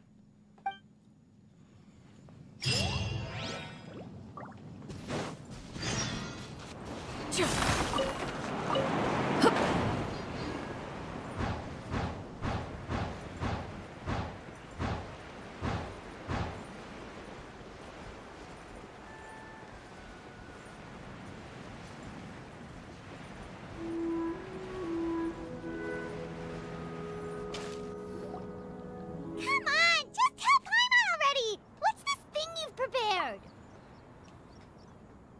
Here, this is it. Huh? But That isn't was this the their mechanism that you were last tinkering time. with when we first got here?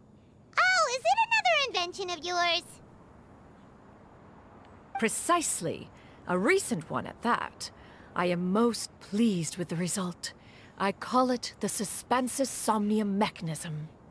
It periodically releases a soft breeze, which when paired with a gentle adeptal tune, can help the listener subconsciously relax and even enter a semi-hypnotic state. Soothing agitation and anxiety, relieving exhaustion and insomnia, its potential uses are numerous indeed. And of course, it can also aid in the recovery of lost memories. Whoa, what a cool gadget! But if you had it all along, why did you keep it to yourself until just now? We could have come to Mount Outsong right off the bat and saved time on a lot of floating. Floating. How preposterous. Had Yuendai not recalled much of her past through her own efforts, the device would have nothing to draw upon. We Adepti can only help those who first resolve to help themselves. Had she lacked such determination and strength of character, one would have little to offer in way of assistance. Paimon thinks she gets it now. Hey, what's that other thing?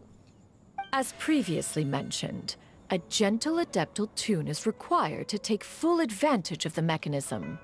One secured such a tune from Streetward Rambler.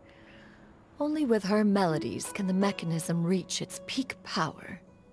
Whoa, Paimon can feel what you mean. Paimon's body feels light as a feather. It's as if she's lying down on a warm patch of grass after a super satisfying meal. And you, Yuendai, is the mechanism helping you to relax?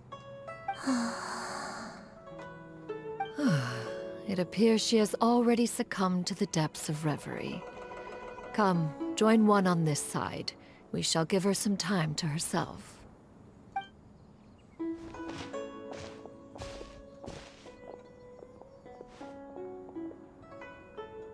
The drought is over. But why do you look like you want to cry? The potion. It's nearly run its course. I've never regretted meeting you. Not even for a second.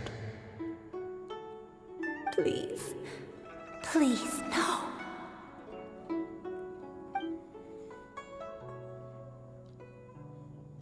Have you forgotten? This is the world you left behind. One of gentle breeze and morning dew, perfectly straddled betwixt the realms of heaven and earth. This is your home. This is where you belong. You should have never left. The you of the past, the me from not that long ago. We should have never.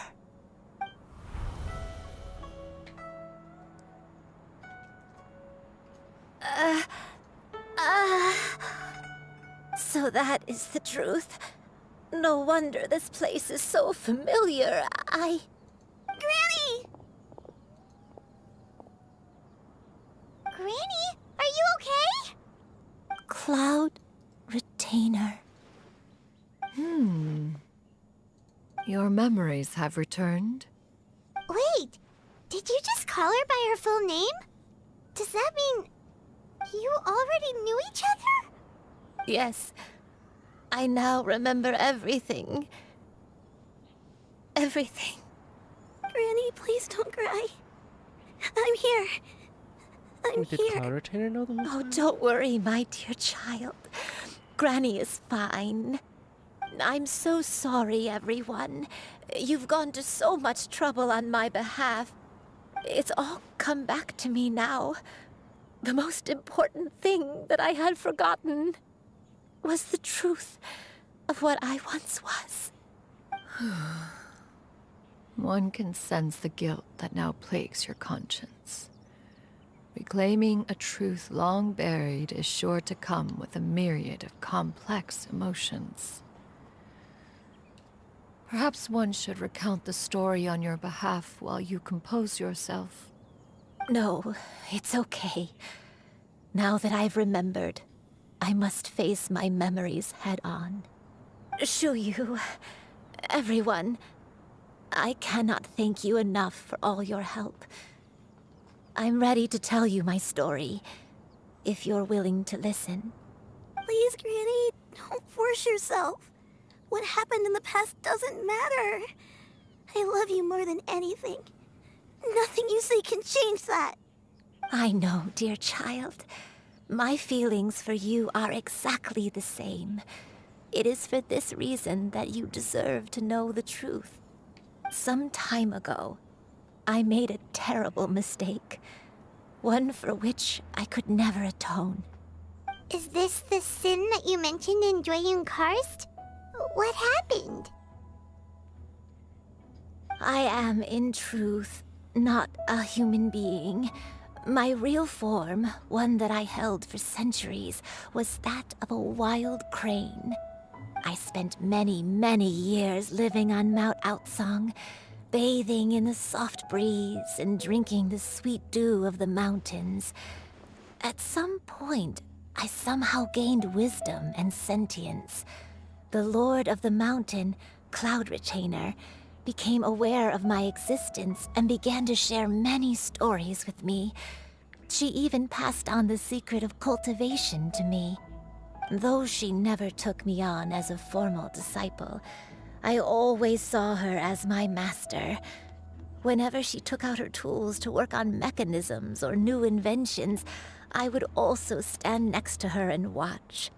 I even contemplated completing my training and becoming an adeptus in my own right. I followed her teachings, and time gradually passed us by. Until that fateful day 50 years ago. 50 years ago? The drought. That's right. Master regaled me with many stories of her past deeds. From them, I learned how she had saved people from a similar crisis in the past. She was the one I looked up to the most. More than anything, I dreamt of becoming an adeptus like her. I wanted to travel the land like she had, relieving suffering wherever I went. Is her downfall that she fell in love? But I was still far from being a real adeptus. I possessed no ability to take on human form and fit in with the crowd. Once she learned of my desires, Master prepared a special dose of human mimicry potion for me. She warned me that the potion's effects would only last 10 years, and if I were to fail to return to my original form at the end of that time, I would forever forget my past as a crane and become something neither human, beast, nor adeptus. Oh no. So that was the source of your dementia all along. And you never turned back into a crane. Was it because of Grandpa? Indeed, I fell in love. Though he was human, he had spent his entire life training on Mount Tianheng. When we met, it was not only my first foray into the world below, but his as well. Although clumsy and impulsive as he was, you'd think he was the real strange bird among the two of us.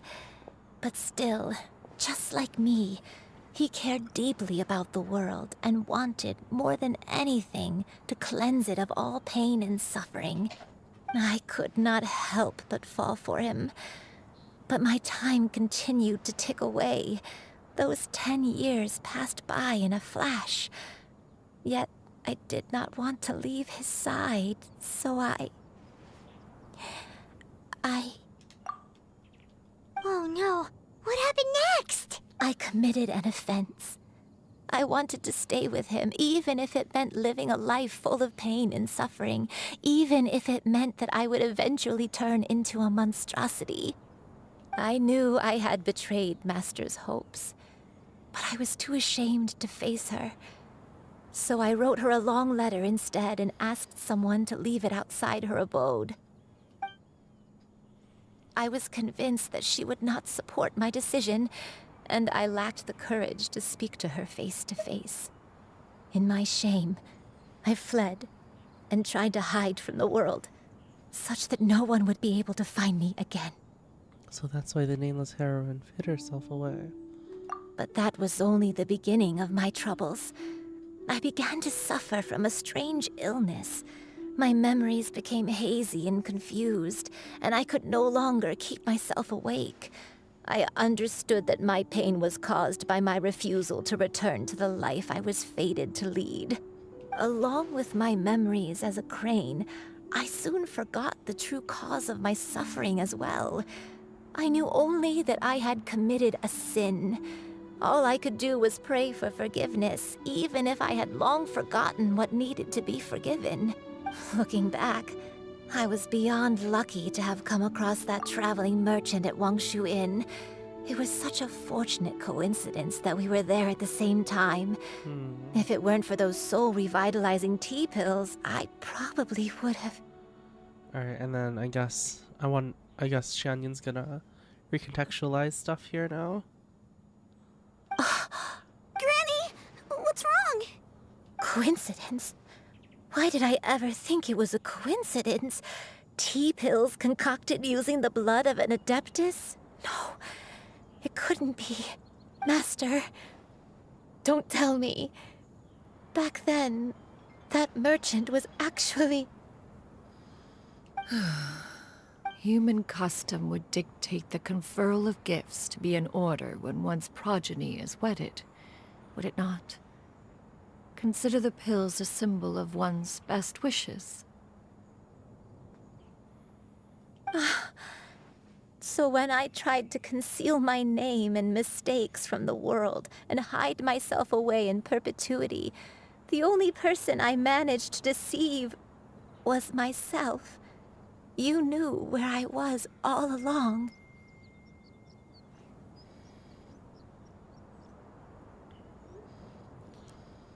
One still remembers when you were but a fledgling. Why does my mom call me when she possessed a wants to ask certain if fondness I've for a eaten particular dinner? game. You would hide yourself among a group of wild cranes and ask one to pick you out from among the flock. One found you with such ease every time. 'Tis a truth most evident. One always recognizes one's own, no matter what form they may take. Wait! Paimon's confused!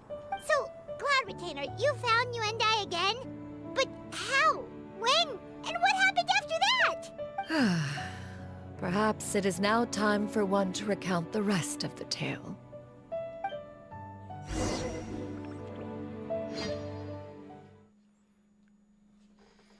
She was the suspicious-looking merchant. One was furious upon receiving your letter. Seized with anger, one set out to bring you to your senses.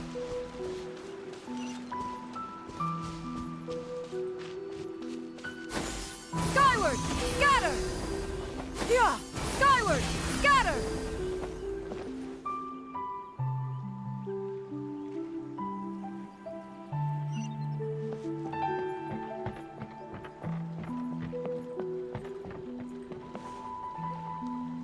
In truth, one had more than a few misgivings about your chosen partner.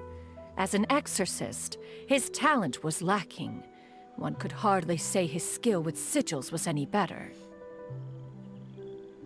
But soon, one came to appreciate the devotion he bestowed upon you during your illness.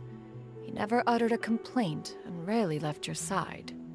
Unwilling to begrudge someone of such character, one decided to overlook his aforementioned deficiencies, glaring though they may have been.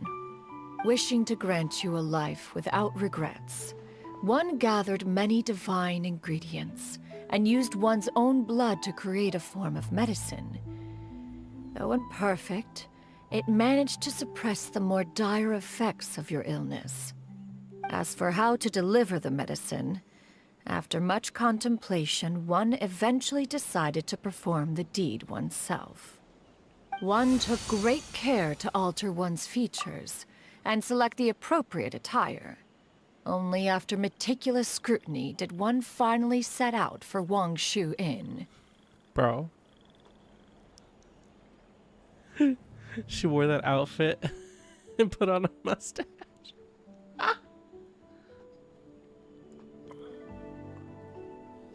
So what Xiao was talking about before was this, I suppose. As one expected, you were most ignorant of one's true identity. You showed not even the slightest inkling of recognition. One was quite torn. Should one have celebrated the success of one's disguise, or mourn the loss of your acquaintance? Aww. Yeah! Skyward! Scatter! Yeah! Skyward! Scatter!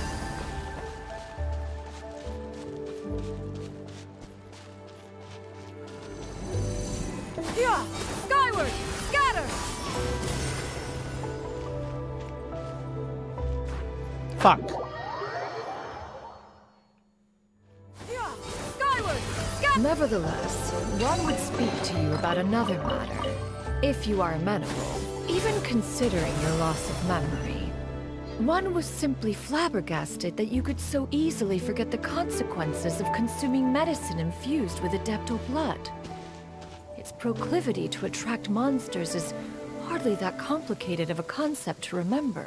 To think that you tried to travel while weak from sickness and heavy with child. Had one not intervened to clear the fog, all of you would have been lost during the night. Skyward! Scatter! Yeah! Skyward! Scatter!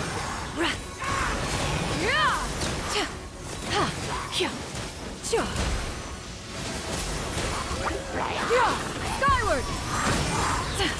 Man, when is ZZ coming out? Seize the skies! Hit!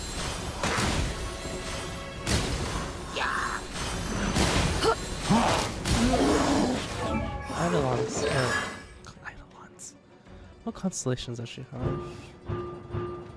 Oh, the first one gives you the additional charge.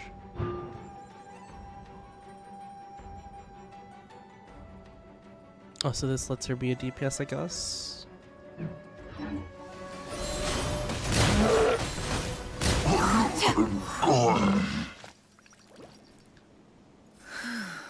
Those monsters would hardly have pursued you with such ferocity without sufficient incentive.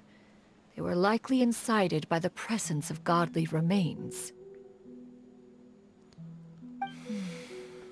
Said godly remains, in turn, were likely drawn to the trace of one scent on your body. Oh wait, try. Yeah, this is not mine. This is not mine. I'm not that much of a simp. One was, after all, an active participant in the Archon War.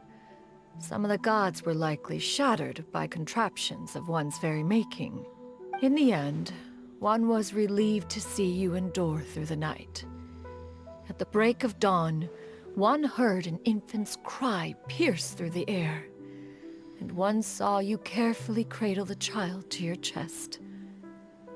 Although certain mortal matters remain foreign to me, one could not help but be moved by your joy. To see you happy, that was more than enough. Oh. Yeah! Skyward! Scatter! Skyward! Now you should have a complete understanding of the events. Wait, but if that's true, then the crane who took care of me when I was sick must also be... Ah, one had almost neglected to recount the absurdities of that tale.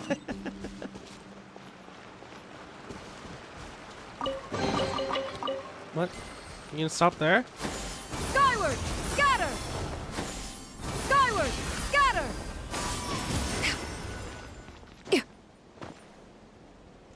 Just as Yuendai troubled one with her antics, so did you give one many a headache. Oh, so Xianyan was kind of being like her guardian angel. Upon finding you burning with fever, one made plans to bring you back to one's abode for treatment. However, upon seeing one's form, you began to cry, refusing to get on one's back. When one asked you why, apparently you believed that one could not possibly be a true Adeptus, because all illuminated cranes are white from tip to toe. One had no choice but to apply powder to one's body to conceal the variegated nature of one's appearance. You became more than amenable enough when one stood before you devoid of any other coloring. It bears mentioning, however, that as a crane, you and I was nearly entirely pure white in color. Though you had never encountered her in that form, you still recognize the essence of her being. Perhaps fate brought you two together in more ways than one.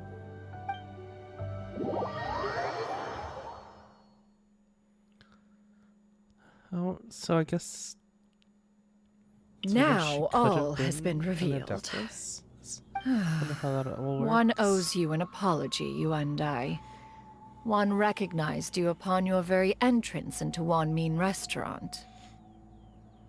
Okay, One has always viewed you as a disciple of equal standing with Ganyu and Shenhe.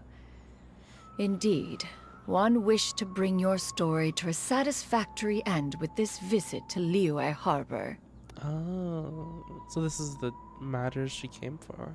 Still, one could not reveal your identity right away. Had one simply informed you of all you had lost, all those cherished memories would merely have become the fictionalized account of another. Memories are most meaningful when recalled by those who lived through them. Would you not agree? Even if the process was painful and arduous to experience. Have you any inquiries? Inquiries? Oh, that's why she prepared that device in the first place. Master, I must ask, if you found me all those years ago, why did you leave me be, even though you knew about my mistake? Why did you not bring me back to Mount Outsong by force? One has never regarded your action as a mistake. It was a simple choice, nothing more. When it is time for one's progeny to leave the nest, it is the responsibility of an elder to let them fly free.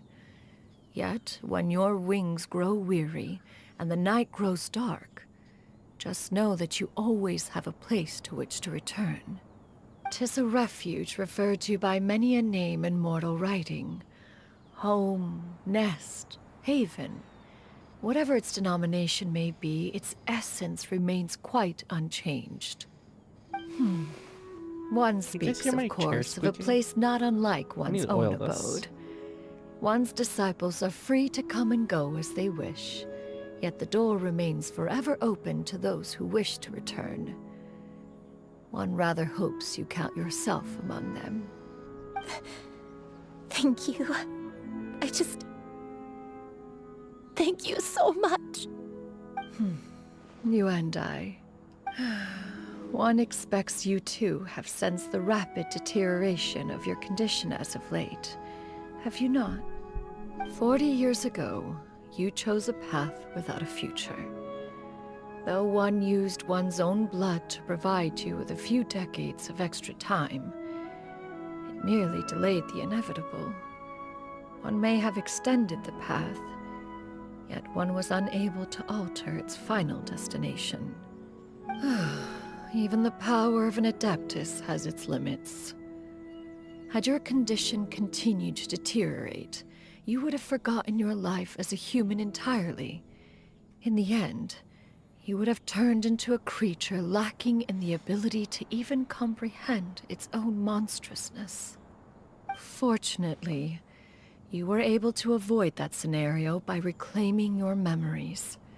Though one sped the process along by providing some guidance, the result is entirely a reflection of your own effort. So, what's gonna happen to Granny? One will help her reclaim her original form as a wild crane. If it be fated, she may recover her sentience one day. Huh. She's gotta go back to being a regular crane, huh? Master, you've already done more than enough for me. I don't know how I could possibly repay your kindness. This is a better result than I could have ever hoped for. How much time do I have left? Not long. The transformation is imminent. Granny, please don't leave, okay? You're all I have left. Please. Don't be sad, dear child. Granny has led a wonderful life. My only regret is having to leave you behind. Don't forget to eat well, okay? A growing young lady like yourself needs lots of good food to grow big and strong. Promise Granny you'll take good care of yourself when I'm gone. I promise, Granny. I'll do whatever you say. Good girl, good girl. Don't worry. It's not goodbye forever. Granny's gonna become the most formidable crane in all of Mount Outsung. Granny will train day and night. I won't stop until I can turn into a human without having to rely on anything but my own power. When that day comes, we'll be able to live together again. You and I. How's that sound? Good. That's a good girl. Even though we won't see each other for a little while, as long as we both work hard, we're sure to meet again someday. I'll eat well, Granny. I promise. And I'll wait for you, no matter how long it takes. I'll wait for you to come back. That's a good girl. Then Granny really has no more regrets. I'm so sorry, Master. Thank you for everything.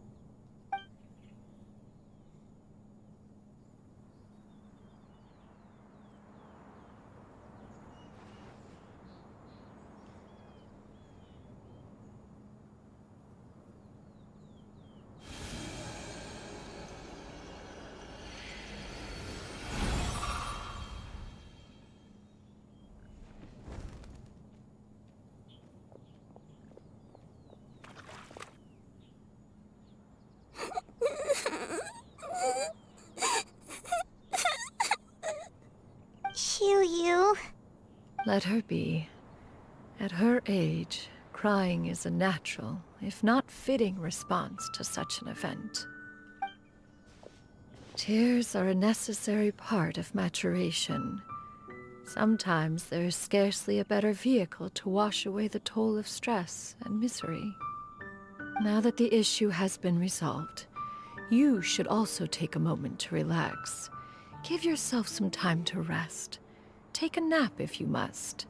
One will wake you in due time.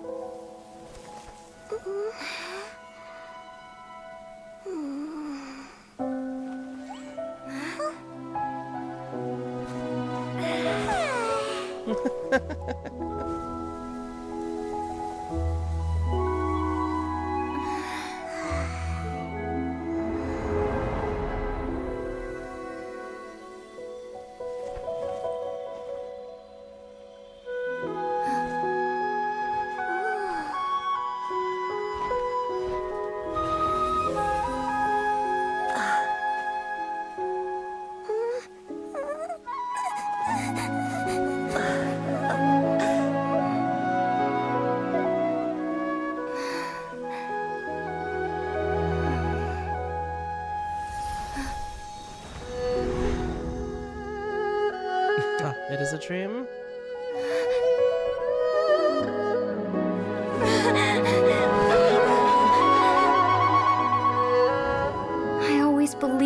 see each other again, that our days of separation would finally end, and all my troubles would be behind me. This is evil.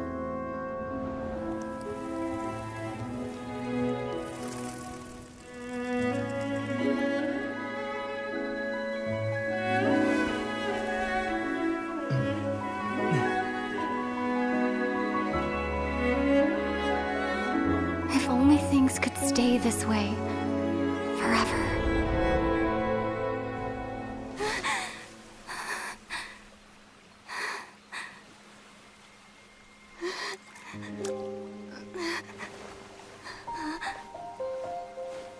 A nightmare? Curious. If you're relaxed, shouldn't your dreams be pleasant? It was a good dream. It's just... You weren't ready to wake up.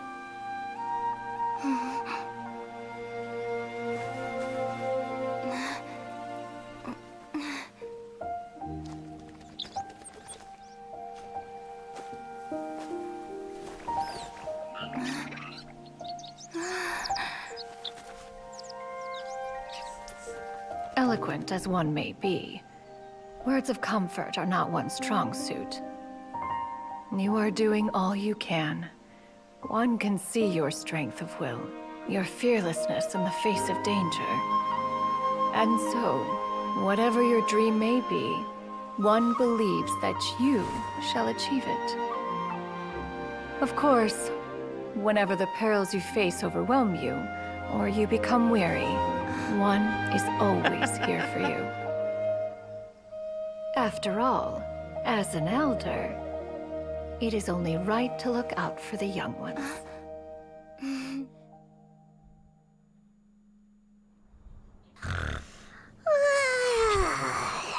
Jesus Chicken Christ. drumsticks. She biting her finger. Huh? Was Paimon sleeping just now? That's actually really sad. Really sweet and sad. I'm not crying. My allergies are just really bad today, okay, guys? Oh. Oh, Paimon wasn't talking to you. Paimon had a dream about eating grilled chicken drumsticks, that's all. Madam Adeptus? Oh, Shuyu, you're awake. How do you feel? There's darn allergies. I didn't expect them to just hit us with that so suddenly. I feel a little better. Thanks. I know I'll see Granny again someday, so I don't feel so sad anymore. Madam Adeptus? Can I was ask hoping you this would something? happen. Would you take me in as a disciple? Oh, and have you reasons for this sudden interest? I know Granny thought what she did back then was wrong. She felt really bad about it, but without that mistake, I would have never been born. Even though Granny lost her memories, she never forgot to show me how much she loved me. So, I thought maybe one day I could become a cool Adeptus like you and help a whole bunch of people, just like Granny wanted to do. Upon some reflection, one supposes you are no mere mortal. The fact that Yuendai's blood flows through your veins is proof enough of that. If this is what you desire, one shall make it so. Imagine 5 years down the line of Genshin Impact, we got like she becomes her own a playable character. Jet becomes playable, etc., etc. Yeah. Thank you so much, Madam Adeptus. No, I mean, Master. Shuyu, are you sure about this? Paimon's gonna let you in on a little secret. We've seen Cloud Retainer's 2 other disciples, and they pretty much eat nothing but bitter herbs like Chinchin and violet grass. Wake up, Cora, the dream is over. If you join them, you'll never enjoy One-Min Restaurant's delicious cooking ever again. Oh, wait, isn't she gonna start living in the city, though? How utterly preposterous. One has never enforced such a rule. Every individual must find their own path to enlightenment. So long as one retains a pureness of spirit, one's dietary proclivities are quite irrelevant. Well, you say that, but Paimon's not seeing any tasty treats up here now, is she? Although Mount Outsong is rich in natural beauty, its location does preclude access to certain finer mortal comforts. That is precisely why one plans to relocate to Liyue Harbor. Shu Yu shall have the honor of becoming one's first disciple in the human world. Whoa, you're leaving Mount Outsong? That's why she took on this human form, yeah. One has never concerned oneself with the location of one's residence. From the very beginning, one has sought only solace and peace. Yet in the end, all of one's disciples ended up in Liyue Harbor. Ganyu, Shenhe, Yuandai. They all chose a life among the mortal world. One has reflected on this fact for many years now. One can only assume that it is due to some failing on one's part as an elder or master. A failing, perhaps, of recognizing what it was they truly wanted. One is most curious as to what aspect of Liyue Harbor could have enticed them to remain there. One could hardly offer an opinion on the matter, but perhaps some time in the harbor will prove instructive. Why are you all so silent? Paimon is, just a bit shocked, that's all. So, does this mean we can grab a meal together in Liyue Harbor sometime? One has precious little time to squander. However, if one finds oneself otherwise unoccupied, one would not be opposed to the idea. One will be assuming the identity of a human while residing in Liyue Harbor. You should take care to avoid disclosing one's true identity. Don't worry, we'll help you keep it a secret. So, when can we expect to start seeing you in the city? Perhaps in 2 days' time. One has some matters to see to before one's departure. Preparation is the key to success, after all. One plans to put up various items from one's collection for sale. The earnings should provide for a comfortable living in Liyue Harbor. One has already picked out a handsome property near Chuhu Rock. 'Tis no small purchase, but what is mortal life if not one expense after another? True. Seems like you've really thought of everything. Then how about we meet up in Liyue Harbor in 2 days? What is mortal life? Other than one expense after the other. That's fucked up. A sensible plan. See you then. Oh, also, why don't you take this suspense somnium mechanism as a souvenir? Anytime you should feel ill at ease in the future, you may try quieting your mind and sitting in meditation as you listen to its melodies. It might help you find a new perspective. Awesome! Thanks, Cloud Retainer! Oh cool, we got that in our Serenity pot. Hey, didn't we promise Shinjo that we'd pot. tell him what we found out? Should we make a trip to the Feiyun Commerce Guild? It's totally up to you. So, about your move to Liyue Harbor, you gonna tell the other Adepti about it? I have left an explanatory note in my abode. Those 2 old fossils will discover it, I am sure, should they come seeking my company. Considering their recent penchant for going off on private escapades, however, I find myself caring little for how they shall receive this news.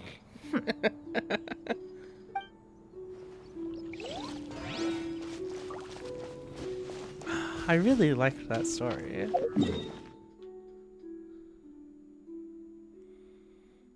It feels a lot more contemplative, at least I suppose, than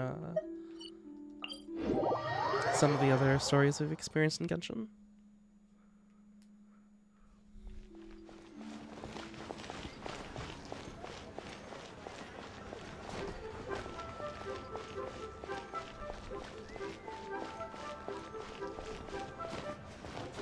I thought Grady was gonna die. I thought so too, but it's like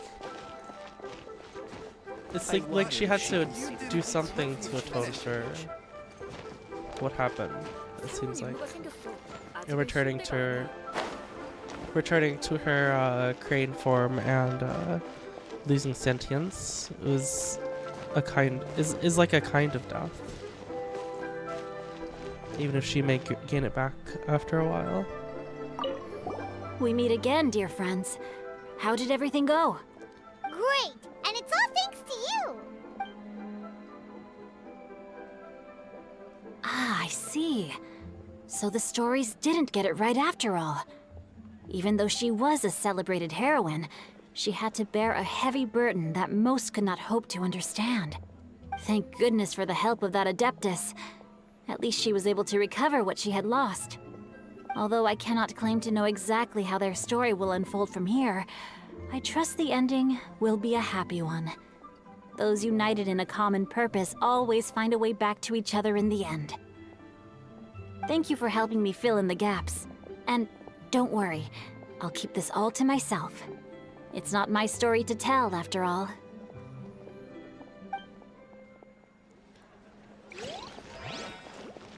Nice.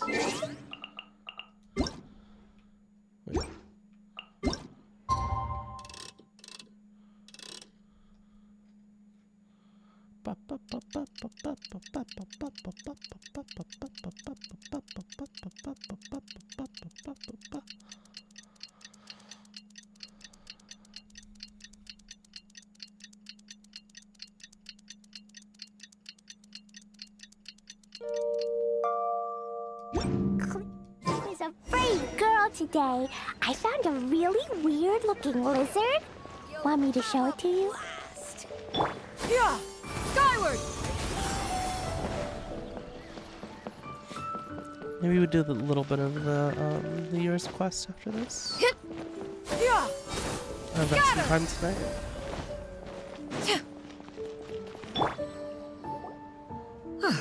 Your concerns are excessive and unfounded.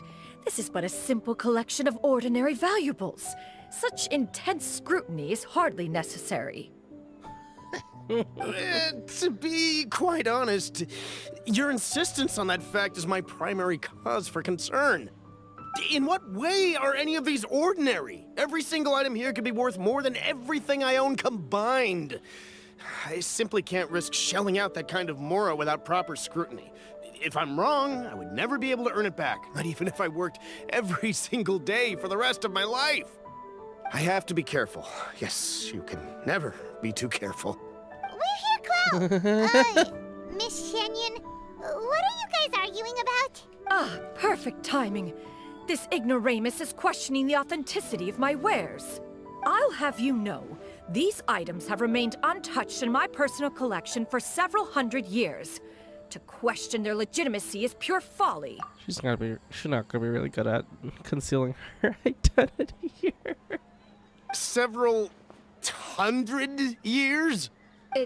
Indeed. They're family heirlooms, you see. Passed down over many generations, as families are wont to do. Yep, they've definitely been around a while. We can vouch for her on that one. Hear that? Had I not found myself in need of mora, I would scarcely have had the heart to part with them. Indeed, you should consider it an honor to even have the opportunity to behold them with your own eyes.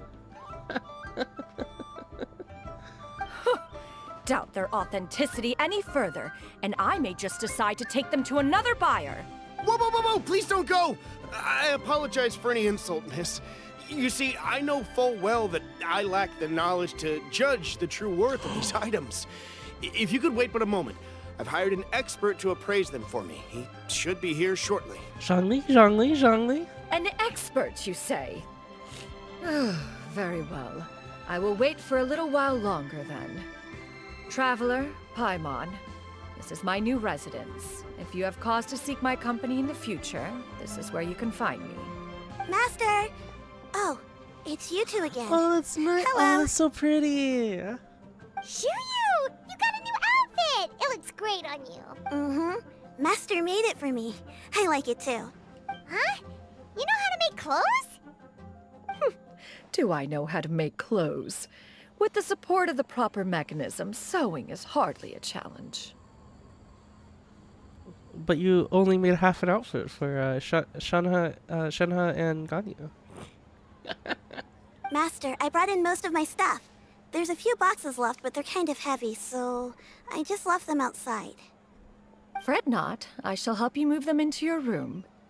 Actually, I should probably sort through my stuff a bit first. Everything's kind of messy right now, so maybe you could, not look yet, Master? Yeah, that'd be great. It appears my young apprentice has her own fair share of secrets. No matter. Do what you must, child. Now, this expert you mentioned. When can we expect their arrival? Soon. Ah, there he is! Here, allow me to make some introductions. This is Mr. Zhongli, a well-respected consultant at Wangshang Funeral Parlor and an expert in all manner of valuables and antiques. Seems quite the downgrade to go from, like, all-powerful god of Liyue to expert in all manner of valuables and antiques. Mr. Zhongli, this is Miss Shen Yun. She's the one who's looking to sell the collection of valuables I mentioned earlier. He didn't expect this? Huh. Ah, if it isn't Miss Shenyun. It has been quite some time since our last meeting. What a serendipitous reunion. Indeed, most serendipitous. Have you been faring well as of late, Mr. Zhongli? Quite well, thank you. I was fortunate enough over the Oh past my few days to God. enjoy both a stroll in the mountains and a fresh brew of tea from the most recent harvest. The experiences left me with such insight and peace. Huh. So you two are already acquainted? Indeed. How fortunate we are that fate has brought us together again.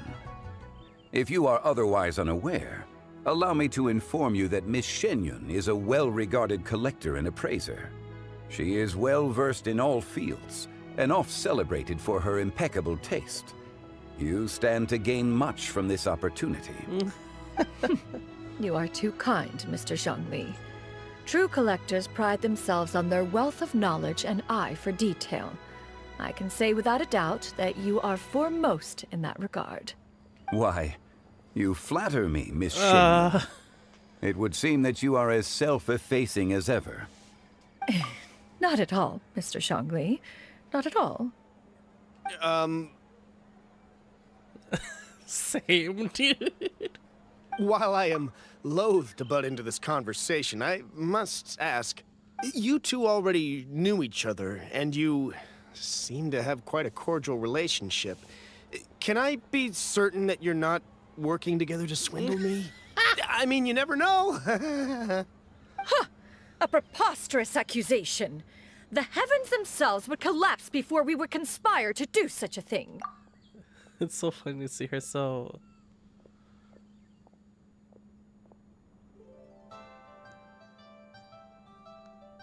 self-effacing to Zhongli. Miss Shenyun speaks the truth. Contracts are built on honesty and trust. If that proves to be beyond your capabilities in this instance, this transaction may be taken elsewhere. Say no more. Let us depart. I jest. What fool would still harbor doubts after Mr. Zhongli himself has vouched for the goods? Miss Shenyun, wait! Goodness. I deeply apologize for doubting you. So, Mr. Zhongli, could you please give me a final verdict on the value of these items? There is no cause for concern. They are indeed rare and precious valuables. Take this mechanism, for instance. Though one may not immediately perceive its purpose, its structure and appearance are exquisite enough to merit it a place in any fine home. The same can be said for this one here. Few could hope to possess an item that so perfectly blends mechanical wonder with geometric grace. I am sure you have heard from your travels that the study of mechanisms is among the most wondrous arts in this world. With that in mind, I earnestly recommend procuring every last item in this collection. He's gonna go broke. All right. Since I hired you as my consultant, Mr. Zhongli, I shall, of course, trust your good opinion. Then, in that case, Miss Shenyun, I'll take the lot. However, since the final sum is quite large, how about we start with an initial deposit through the Northland Bank? The Northland Bank? Huh. Oh, you refer to the fiduciary house. Oh, very well. I fear people only use the term bank nowadays. In that case, I'll be off for now. I'll return to collect the goods once you've received the funds.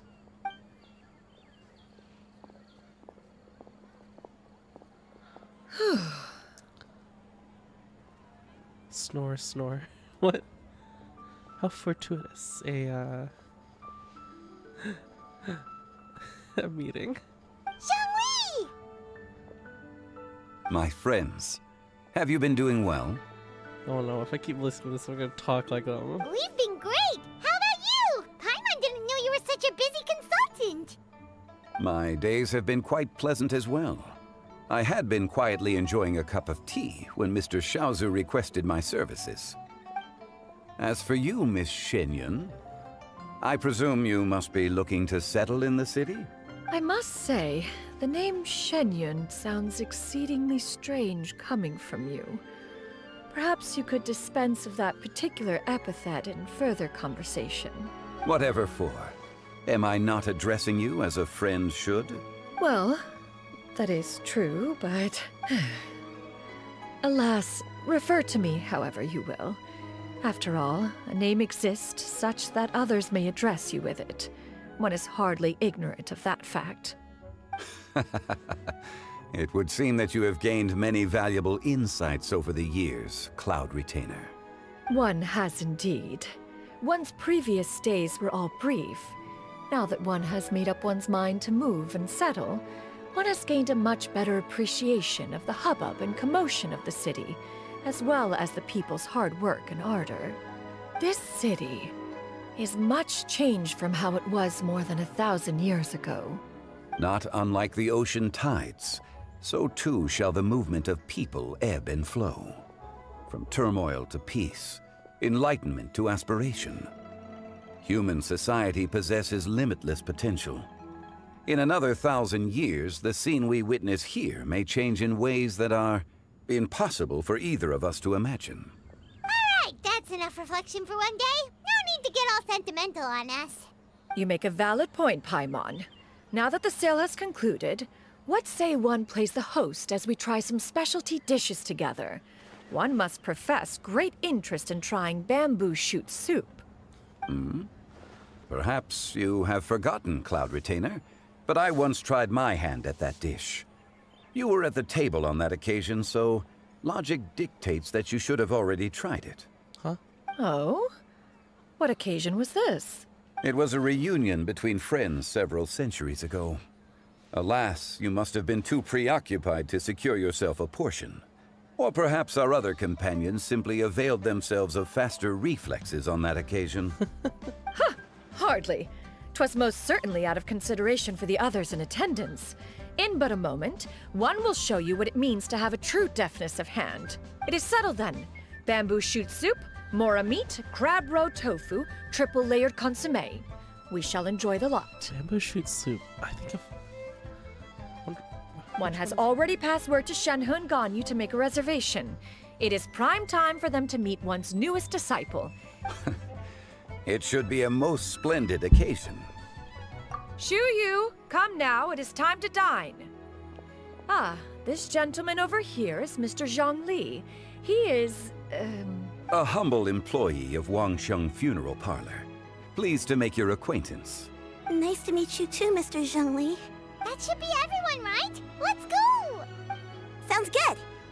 Actually, Master, have you ever tried Adeptus' temptation? I heard it's impossible to stop eating after even just one bite. You know, 'cause it's super tempting and stuff. Is that true? Good camera angle, Genshin.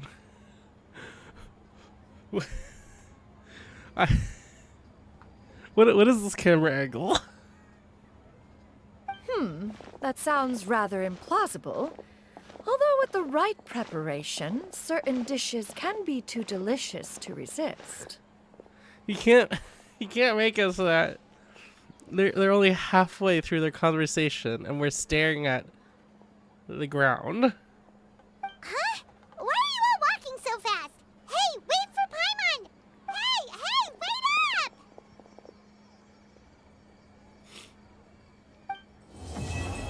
That was a cool story.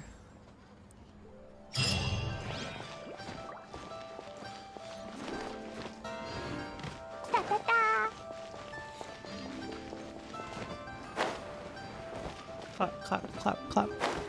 Guys, you know what? I like that story a lot. Should I save this money? The Simply Pine POV. Game Award winner for cinematography. Oh, you said there's a place to get the black sword, Ice?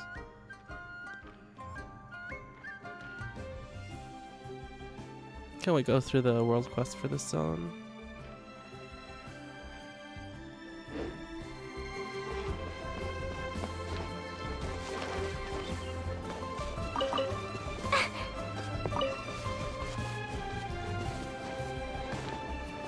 It's in a wooden chest.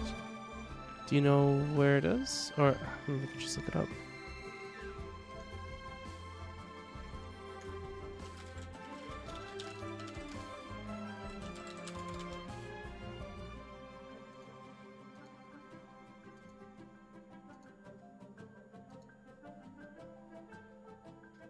Or not the black sword. What was it called again?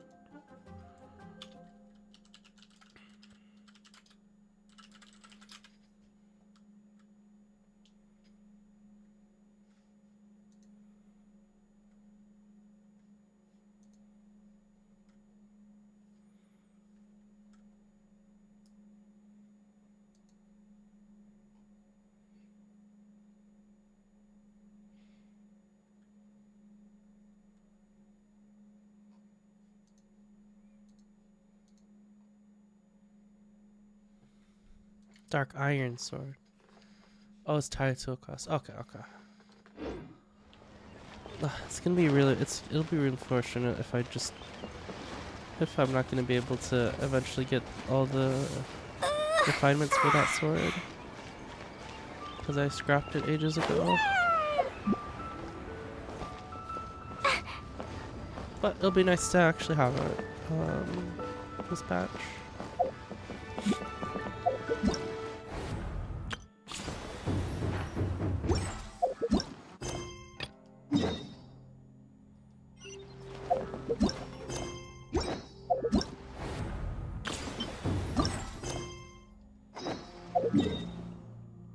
Alright, we'll do a little bit of this event, and I think we'll have a chance later this week to try do more. Coaching! And Charlotte! Paimon never thought she'd see you two together. What's Charlotte doing here? I guess she travels around. Huh? Nice to see you again, Traveler and Paimon. Oh, we're not interrupting anything, are we? Not at all. I wasn't in the middle of an interview or anything. I was just asking Miss Kuching about purchasing a kite. A kite? Are you buying some regional specialties to bring back to Fontaine? Well, yes. And... It seems you haven't heard yet. The theme of this year's Lantern Rite is kites. Oh, so that's why Paimon has seen so many floating in the sky. Liyue Harbor is always changing, so it is only fitting that Lantern Rite should change in turn. The Qixing believes it would benefit Liyue to build on our own cultural foundation by embracing the technologies of other nations. After all, it is said that the stones of another mountain may serve to better polish one's own jade. Is that a social commentary? Yeah, remember my business meeting with Tianquan Ningguang the last time I was in Liyue Harbor? That's what it was about. But all I really did was use my network to introduce Lady Ningguang to some interesting people. I'm not sure that quite counts as fostering cooperation. In the end, we decided to combine Liyue's traditional art of kite making with Fontaine's mechanical vertical lifting device. Mechanical lifting device? Sounds pretty impressive. Wait, is that the thing that that we can use to, like, make us a bit faster when we're... But Kites just use the wind to fly? Why would you need to add something mechanical? Well, you've actually just answered your own question, Paimon. How high and far a kite can fly depends as much on the weather conditions as on the skill of the person holding the string. But as soon as there's no wind, you can only flail about helplessly like a sweet flower medaka out of water. Experience doesn't matter at that point. Exactly. Liyue is now a nation ruled by humans after all. It's about time we had the power to make a kite fly, don't you think? Plus, the easier we can make it to enjoy, the more people will want to participate. Right? I also thought it was a novel idea. Plus, it shouldn't cost much to do.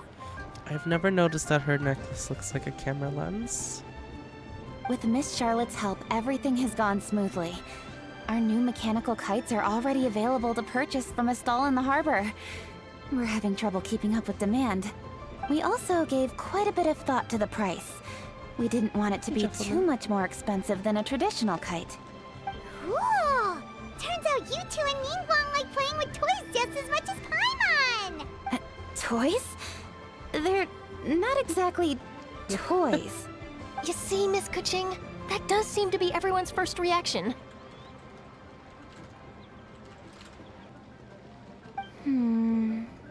Although kites are one of our most time-honored cultural relics, outside of their use in certain ceremonies, I suppose they're considered playthings more than anything now. But to me, there's so much more than that. Think for a second about how remarkable it is that a flimsy paper kite attached to a string has the capacity to touch the sky. It is this slight piece of paper that also carries the weight of Liyue's cultural traditions. There's an old poem that goes, "O kite born of paper, flying true in sound, a lone traveler wanders, just waiting to be found."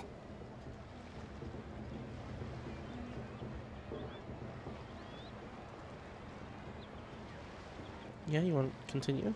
In the past, poets from Liyue used kites to symbolize a feeling of longing, or evoke the peacefulness of idyllic rural scenery.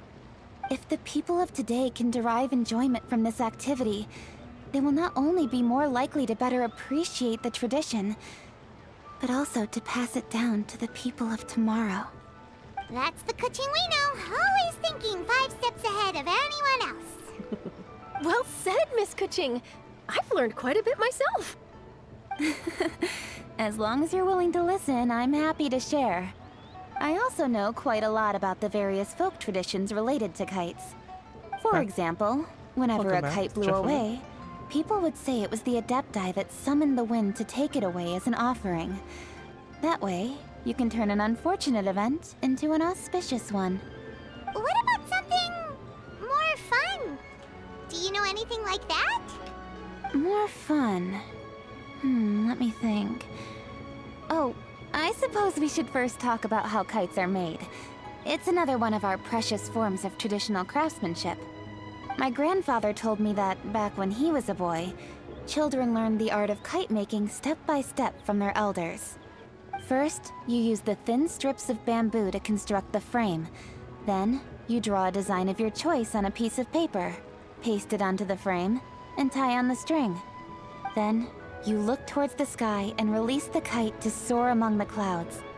Some people write down certain names or desires on their kites, cut the string, and let them fly free. Others may place particular thoughts or meaning into the design itself. You guys think the kite smacks into other people? Are certain designs associated with certain meanings? I'm gonna jot all of this down.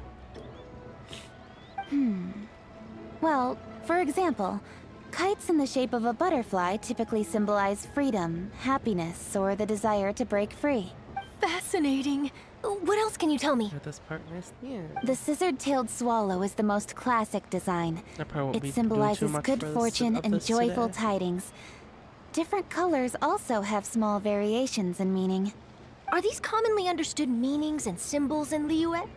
Kind of like the language of flowers in Fontaine. I believe so.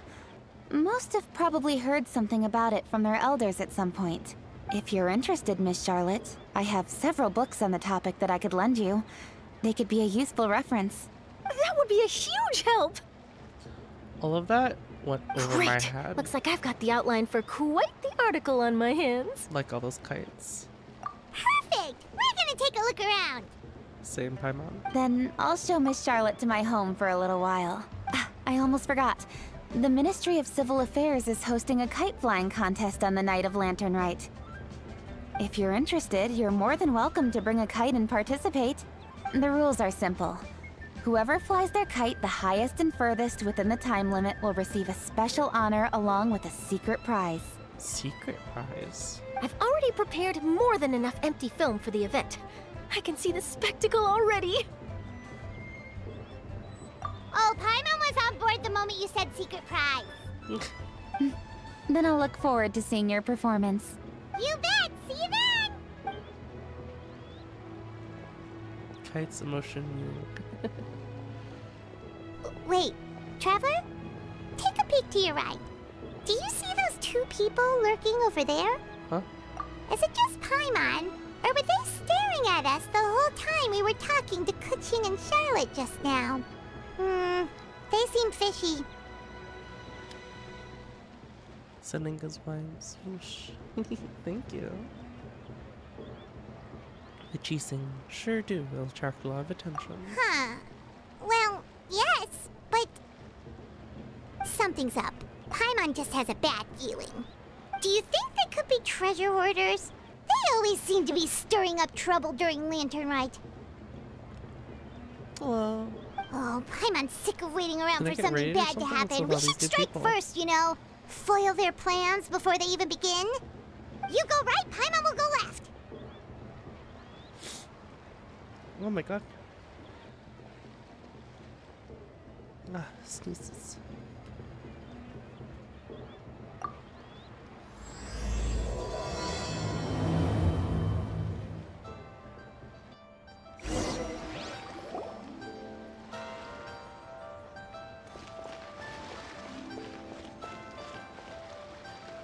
Oh, It is with such an air of urgency that you appear before us. Your comportment suggests you believe us to have committed some heinous crime. Perhaps you could enlighten us as to your intentions. Whoa, where did this fuddy-duddy come I from? have to say hello with more joy. You should be the one doing hello. the enlightening, buddy. Don't think we didn't notice you eavesdropping. One look and we could tell you were up to no good. Tell us everything, starting with your name. One bears no secrets before two such as yourselves. You stand in the presence of the mighty and illuminated Adeptus, Moon Carver. For the purpose of this foray into the mortal realm, however, you may address one as Hojong. What? I was thinking about, like, if we would see them. I guess they don't get, playable character designs, though. You kidding? That deer's got his head stuck so far up in the clouds, there's no way he'd humble himself down here with the rest of us. You may want to hold your tongue, Paimon. Don't think that Paimon is gonna believe you just because you know her name. Let Paimon guess. You're supposed to be Mountain Shaper, right? Indeed. Mooncarver and myself have descended upon the mortal realm for Where a all these visit. adepti The come two of you may call me Jiahu. Huh. Looks like you did your research. But in our experience, the harder you try to lead us on, the more likely it is that we've got a big fish on our hands. What does that even mean, Paimon? You can play,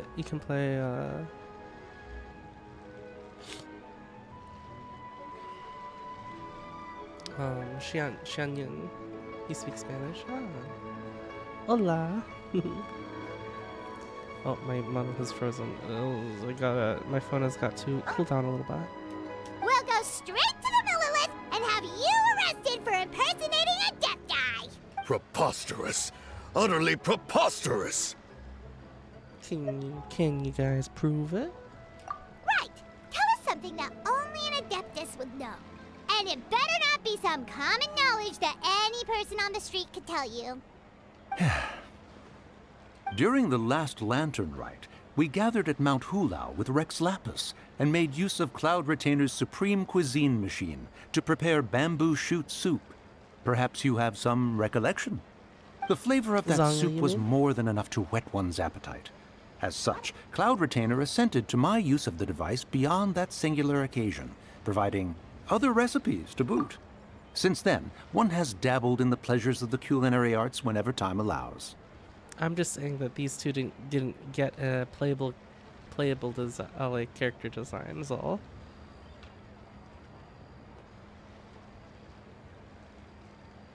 I think they could have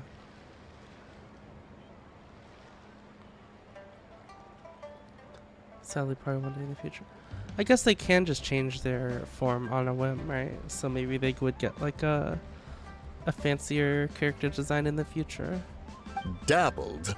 Upon one's last sojourn to your mountain, did you not immediately attempt to hide the device behind a chunk of amber as soon as one's presence was known? Did one not speak up on your behalf but a moment ago? This is how you choose to repay that kindness? One is simply trying to emphasize the veracity of our claim. That does not mean you should reveal personal matters so readily. They might think one bears no difference from Cloud Retainer. Forget it. One does not have the breath to waste on such petty trifles. That might have been more detail than we needed. Seems like you two are the real deal, and Paimon sorry for suspecting you. But, for beings as forgiving as yourselves, this is just water under the bridge, right? Take it as a compliment to the quality of your disguise. You indeed have an agile mind. Cloud Retainer was not mistaken in her high estimation of you. Paimon's still curious about something. It's just, Paimon can understand why Mountain Shaper is here, but why did you decide to come to the city, Mooncarver? It's not really your thing, is it? It is but an inevitable eventuality. Long have What? the mountains remained strangely idle since Cloud Retainer's move to Liyue Harbor. With Lantern Rite near at hand, one would expect Cloud Retainer to provide us with an account of the festivities in advance. Yet to this day, she has failed to appear. Cloud Retainer is hardly the forgetful sort. One must never rest idle in the face of that which demands action. And since our acquaintances dwell in Liyue Harbor, we had to travel here in human form to avail ourselves of their aid, Cloud Retainers in this case. But a moment ago, one heard you speak of a mechanical kite of sorts. It appears the essence of the situation has hitherto revealed itself. Now it is time for one to retire back to one's abode. So, you're not looking for Cloud Retainer anymore? Perhaps there are aspects of Cloud Retainer's temperament that remain opaque to young Paimon. Given one's understanding, one can only imagine the anger that now consumes her. Cloud Retainer is of a proud and arrogant disposition. She holds the belief that her skill in mechanics surpasses that of all others. One can be quite certain it is hardly with an open mind that she regards the arrival of this new technology. The new One kites is gonna be surmises like that she has a shut herself threat. away, refused all company, and buried herself in the study of her own creations. To call on her would only invite her rebuke. However, if you do happen to cross paths with her over the next few days, do pass along one's regards. Sure, leave it to us. Have a safe trip back, enjoy the scenery, and happy Lantern Rite! Thank you for your kind words. We shall now depart. Chi-Chi man. Ooh, DPSer. We got all worked up for nothing, huh? All that trouble, and it turned out to be people we knew all along. Well, I love it's Chi-Chi. still pretty early. Let's head over and check out the kite stalls. Paimon wants to see what Mika? kinds of kites we can buy to use in the competition. The bigger and Uh. prettier, the better. The yellow-haired scout? The chocobo?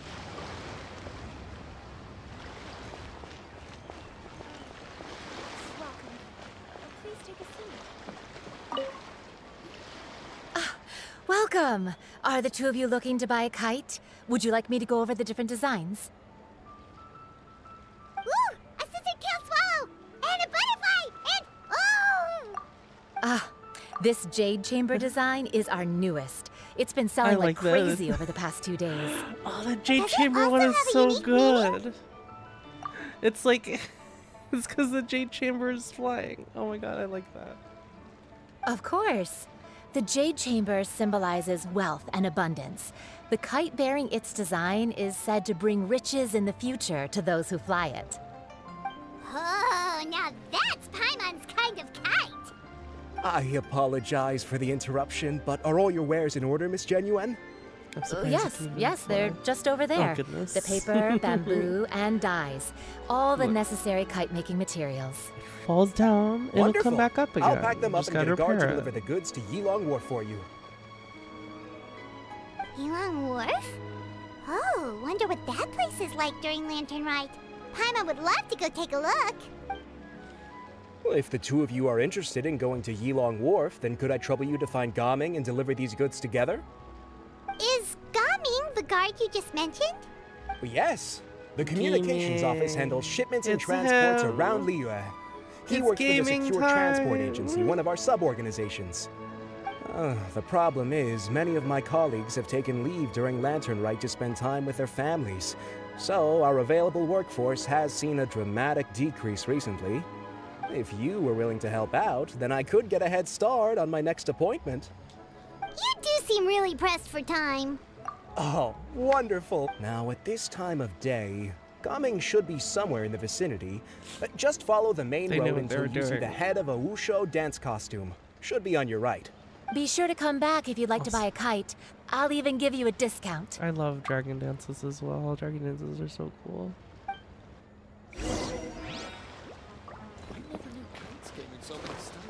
I guess what would Gaming be good with Shenyang? Wait, I thought we had an agreement. Loser buys dim sum tomorrow? Look at you. Scowl like that for much longer and your face might stay that way. Hey now, don't be upset. How about this? You extend the invitation and I'll pay. No way, Gaming. You're always the one picking up the tab. I'm not trying to be a sore loser. I just didn't expect you to come from behind to win like that. That was nothing. All in a day's work, friend. Perfect, Gaming is here. Sorry to interrupt, Gaming. We just spoke to a guy from the communications office who needs you to deliver some goods to Yilong Wharf. Oh, it must have been Longzhou. Looks like I've got work. Gotta go. Sure, go do your thing. Let's have a rematch when you get back. I won't let you win so easily next time. I didn't notice the hair vents last time. Alrighty, you can hand the goods over to me. Must have been heavy hauling them all this way. Let me take them off your hands. It wasn't that bad. It's just some kite-making materials. Plus, we didn't have to walk very far. Oh, Gaming's English VA is the same for Honkai Star Rail Mail. Kalis? Okay. Yeah, I mean, I don't Kite-making hear materials. Kalis's I voice see, that much, so. I see. It's interesting that we haven't seen the main character counterparts. Since in Genshin we have since in Genshin we see like the twin, right? I'm glad it wasn't too much trouble, Paimon. Still, I owe you one. But it seems like, other than the character selection, which seemed to be diegetic, like we were actually choosing someone there, we haven't seen what Kalis the counterpart has been up to. Ah, and you must be Or the traveler. they're It's nice to meet you. active at all. Thanks for your help. Huh? You know us? There probably aren't many in Liyue who don't. I've heard quite a bit about you two. You're quite well known around these parts. Oh, and please excuse Longzhou if he forgot to thank you. Take my thanks in his place. I like his voice. He's a good guy. He's just been super busy lately, running around from place to place. Don't be too hard on him, yeah? I think there's just one. I think it was diegetic, cause Kafka was like choosing a vessel, right? And the other one just stayed wherever they were. So, you here for Lantern Rite? Yep, it's always so lively lovely this time of year. I think there was a manga that preceded Star Rail as well. Wharf and have a look The around. two.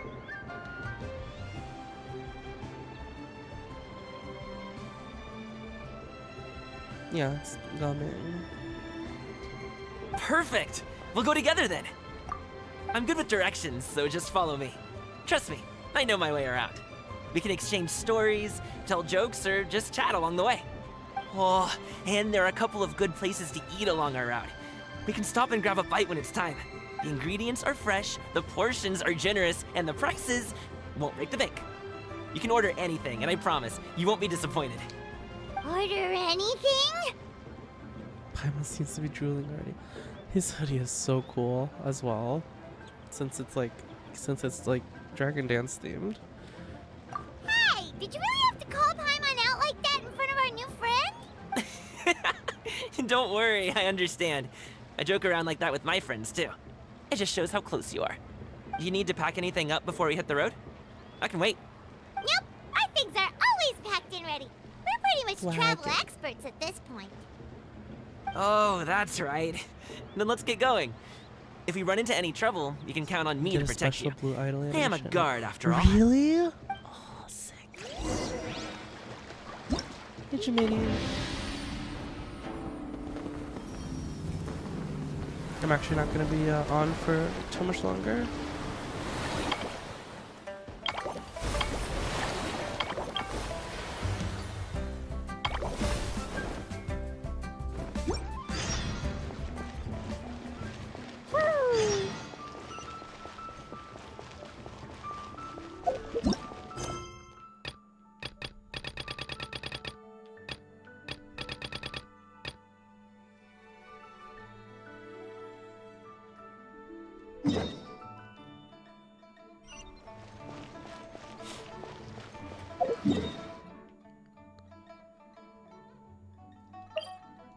Oh, nice. We visit the new area.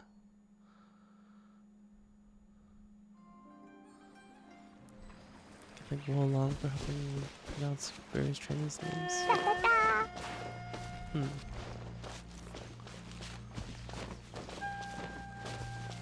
Yeah, I don't know Chinese pronunciations that well. Ooh, the docks are just a bit further. One step at a time. Hang in there. Did that bird just fucking die?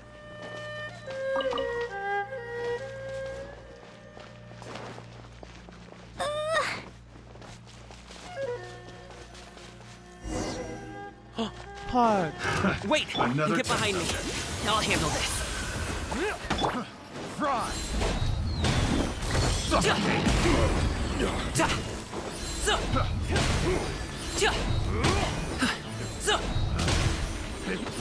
The wrong subject.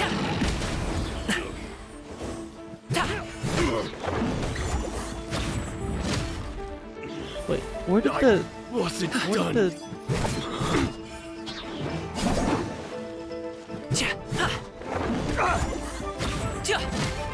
how is he holding the sword? Got him! Boing, boing, boing! Up to it, Montai! Make way for the adept! Picked the wrong test subject. Seems like we really can't go anywhere without running into treasure hoarders, can we? Yeah, it's not uncommon for deliveries to get intercepted. That's why this job needs guards like us. Paimon was impressed by your moves back there. You seem like a real pro at your job. Yeah, you're really good at jumping. Oh, that's not a skill I learned on the job. It's just a hobby. Have you ever heard of wushu dancing? Really? Wushu dancing is famous in Chunyu Vale. Performers might be invited to promote the opening of a business or to spread good fortune during a holiday season. But I must admit, it has nothing on the popularity of the Liyue opera. I'm also well aware that people in Liyue Harbor aren't exactly jumping at the chance to watch wushu dancing. So it's not something I do full-time. Huh? You have 2 jobs? How do you have the energy to do all that? 'Cause he's gaming. It's not that tiring. You just have to take a rest. Shut up, Cora. Paimon gets it, so you must sleep a lot then. Not really. Just yesterday, I stayed up all night playing cards. Oh. Let's go. The docks are just up ahead.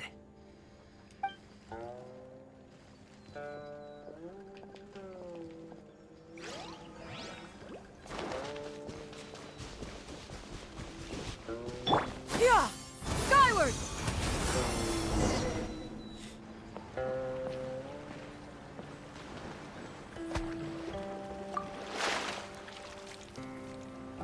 Nom nom nom nom. Finally, we can rest. Ooh, Paimon's shoulders are so stiff. And her stomach so empty. Oh, this is new that they can do something like this, I think. Sorry. Did I push the pace a bit too much? I mean, you were the ones who said you were travel experts. Liu is just too hilly. Floating up and down so much. Where's Paimon out? Oh, Paimon was finally satisfied and now her poor stomach's empty again. Oh, goodness. Aw. Would you like some winter melon cake? I have some on me that I bought from a store. Yes, Paimon will take all you got. Jesus. You might want to pace yourself there, or you'll be too full to eat a proper meal later. There's gonna be no issue with Paimon never that. gets too full. Just like you apparently never get tired, no matter how far you walk or how many jobs you work. Ah, I see. Then here you go, Paimon. And for you, traveler. Enjoy. And here's some for you too, Uncle Bosu. Don't think I forgot about you, my friend. I'll just set it to the side here for you.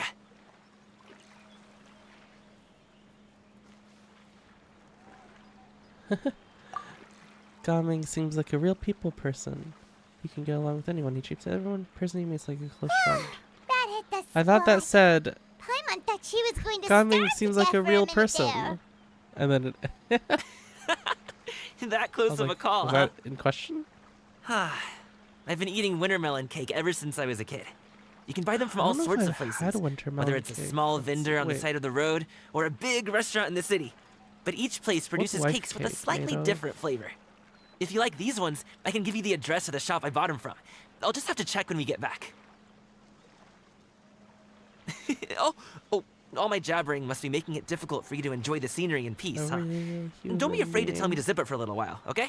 Really, I won't be offended.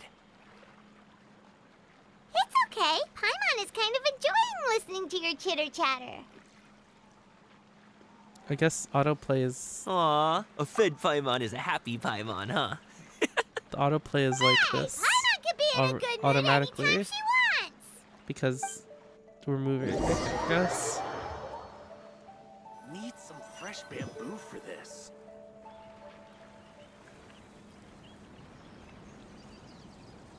Woohoo! We're here! Don't forget your things and watch your step as you get off the raft, or you're in for a swim. Oh, wife cake is made from. Thanks for the ride, Uncle Bosu. You winter take care of melon. yourself now. I'll see you some other time. Okay, follow me. Okay. This I way think is I fastest. I've had. We'll have to winter take the melon elevator stuff up to the pastries secure before transport then. agency. It's a little. The wife cake is a little dry, but it's pretty good.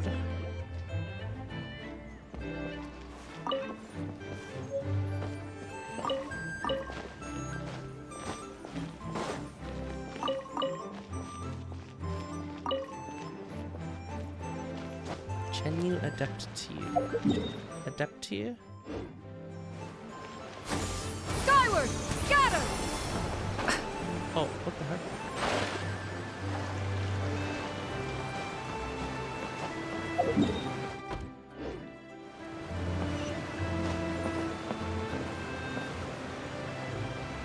Oh, it's an elevator, I see.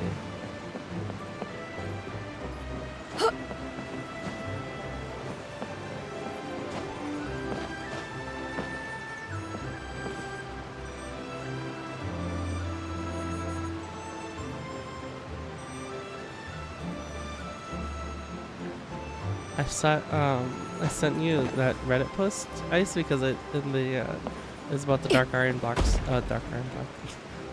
Sword. And one of the comments was like, oh yeah, the post is like, oh yeah, look, we can get another copy of the Dark Iron Sword. And there's like some comment that was like, oh yeah, we haven't heard, and posted like a million Reddit posts that said the same thing. It was like, one of the other comments was like, man, you're really petty. Hey! Slow down. I'm begging ya. Oh. What is it? No one's gonna try any funny business when the street is this packed, right? When drinking tea, one should seek to be more refined.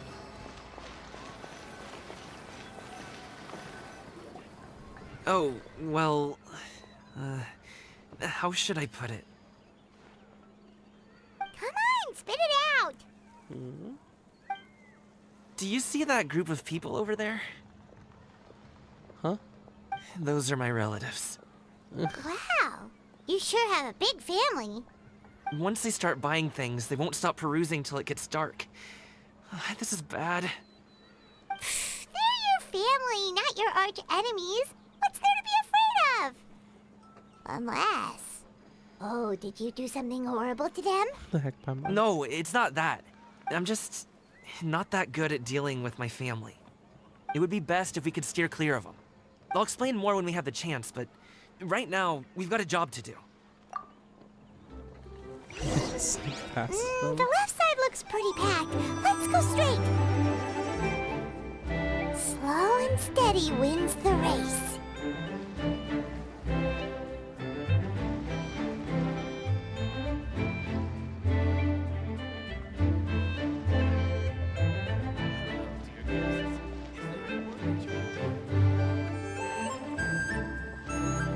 There's no way we're getting past this family.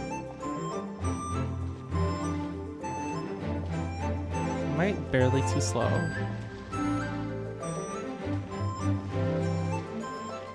Let's wait here for a second. Maybe my aunt will leave. Cummings aunt?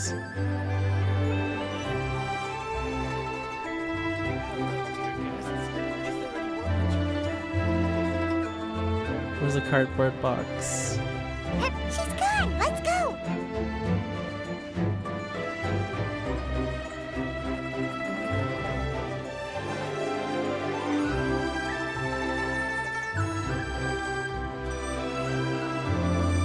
Turn left. Run! To the right and... Wow, you guys are good. I'm impressed. That was nothing. It was a piece of cake. Oh, winter melon cake to be exact. You really liked it, huh? Ooh, you know what? I'll buy you a whole bunch and pile them so high you can swim in them. As long as you don't wind up drowning, Paimon. Hey, Uncle Drigway. These are my friends, the Traveler and Paimon. They came to deliver some goods with me. So I guess I'll go ahead and take these over to Uncle Yongzan then? Yes, thanks for your hard work. I should thank you both for your trouble as well. Please take a seat and rest for a bit. I'll prepare some tea. No need. We'll be off soon anyway. Hey, we're already here, aren't we? No harm in taking a load off for a bit. Plus, I know the Secure Transport Agency has some great Songhua tea stashed around here somewhere. I promise you, one sip and you'll be hooked. Ooh. Anyway, you just sit down and relax, Uncle into tea. Drigway. Who would I be if I just sat here and let you go through all this trouble? Leave this to me. I have to be up and about to drop these goods off anyway. What's a little extra time on my feet? Oh, you aren't too picky, right, Traveler? I know Paimon prefers things on the sweeter side, so I won't steep the tea too long. And I'll add some dim sum pastries on the side. Jesus, this guy's... You noticed what Paimon likes? How long have you two known Gaming? Oh, not long at all. We just kind of tagged along on his trip to Ylang Wharf. He's just a super welcoming guy. We became friends, you know, just like that. That's just how he is. He's the attentive sort. Really knows how to look after his own. A while ago, one of our guards had to take off work. Said his joints were hurting due to the rain. Gaming personally went all the way to Boo Boo Pharmacy to get some medicine for him from Dr. Baiju, then traveled through the night to deliver it back to him. That young man has such a good head on his shoulders. How can anyone not love him? I mean, there is his dad, but well, ask anyone else. And Uncle Yongzan says he doesn't have the personnel to spare for this delivery right now. So what do you think, Uncle Jirgwe? Should I go ahead and deliver it instead? it feels like we've troubled you enough already. It's kite-making materials, though. Could be for a kid. I'm sure the sender wants it delivered before Lantern Rite. Daddy issues, yeah. Oh, by the way, here, have some tea. Woof. All right, then. Deliver it if you want to. Ooh, are you free in 2 days? How about we grab some dim sum from Shinya Kiosk? My treat, and don't even think about trying to pay. Whoa, that's way too generous of you. Don't mention it. Just think of this as a thank you for all your help. Besides, the thing between me and my family, it's a long story. It might take some time to tell. Sounds good. Paimon never says no to free food. All right, then I'm off. See you in 2 days. Oh, and Paimon, make sure not to eat too much before then. Don't say I didn't warn you. Is he underestimating Paimon? She's just gonna have to show him how much she can really eat. Anyway, is Gaming's family situation really that complicated? He has such a happy-go-lucky personality. Plus, he's an enthusiastic and diligent worker. It's hard to imagine a guy like that being troubled by much. I think Liyue stuff really makes me crave dim sum. Since he already plans to tell you himself, you don't need an old man like me to add my 2 cents. You seem to be around the same age, so you might have a lot in common. Perhaps you could help him talk things through. Consider it a favor to me. If you have the time, maybe you can make a little flag for us to wave about. It can say, "We provide aid in spades." Couldn't hurt to advertise our services, right? Well, I can certainly arrange that. Is there anything else you wanted to say? I think my vagina makes you hungry. Yeah. Wait, seriously? Paimon was just joking, but if you're going to get us something, she'd much rather have winter melon cake instead. Seems like Gaming really has rubbed off on you. Would you like some more tea? I think there's some left. No thanks. We came all this way and still haven't gotten a chance to look around the wharf. We should see the kinds of kites they got. Maybe they'll have ones you can't find in Liyue Harbor.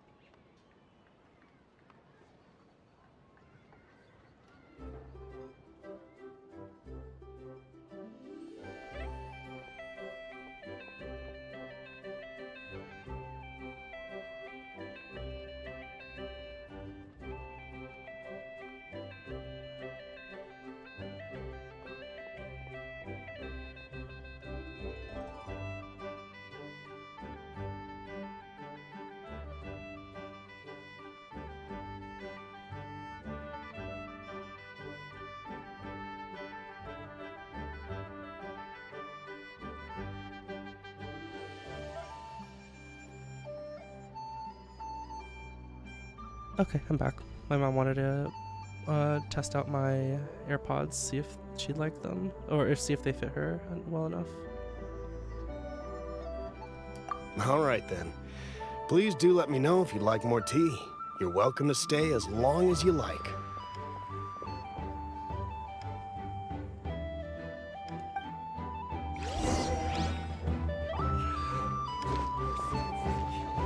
La la la.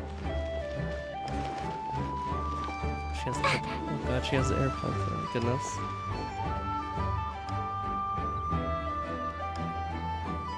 I wonder if a relative is gonna notice me. Like, hey, you were walking around with Gaming, weren't you? Oh, what the heck? What are you doing here? Nope, that's not what happened, I guess. Shen-Yun, hey. The way you speak, one might have presumed you were displeased to be in one's presence. Greetings, Xianyun. Take note, Paimon. You could learn a thing or two about how to respect your elders. Ugh, starting on the elder stuff already, huh? Shouldn't you be back in your cave tinkering away at some kite-related thingamabob or something? What brings you out here? And what's with that huge box next to you? Ah! Paimon gets it. You're here to do some shopping, aren't you? And what of it? The Qixing's decision to integrate Fontanian technology into said kite-flying competition is of no consequence to oneself. Did you expect one to willfully compete against the whimsical trends of worldly sentiment, or perhaps even fall to petty sulking over such?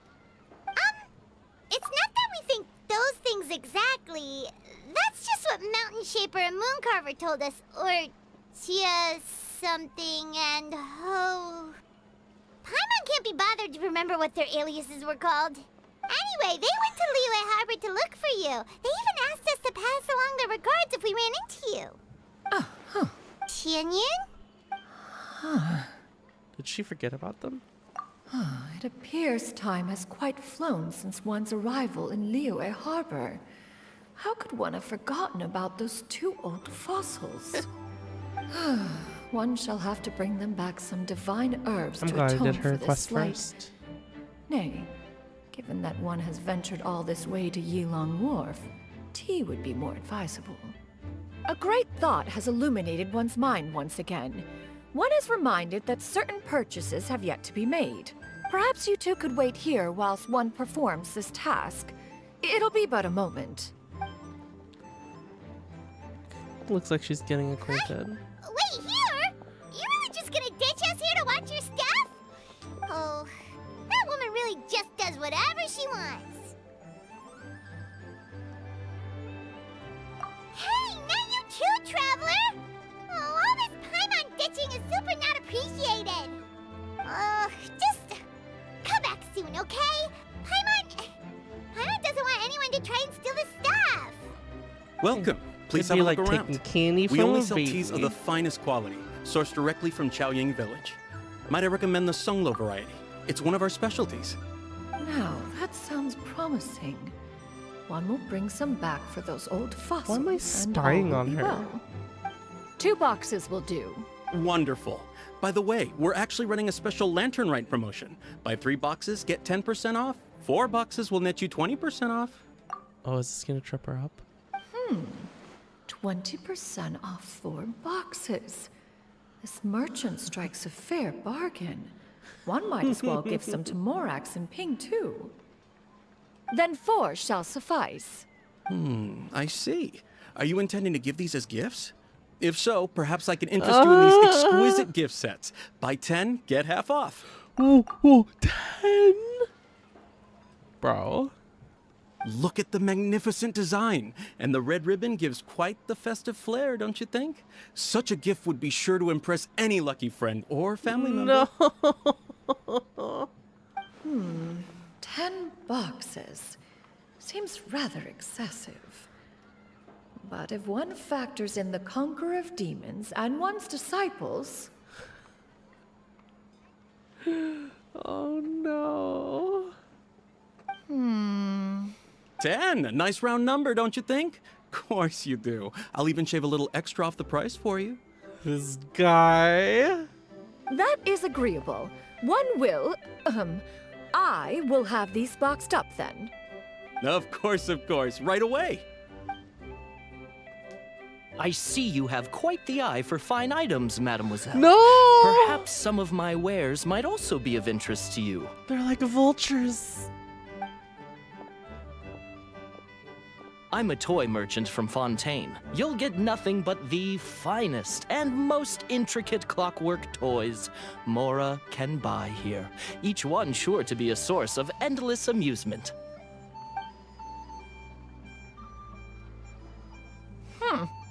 Perhaps you could enlighten me then. When should said amusement be derived?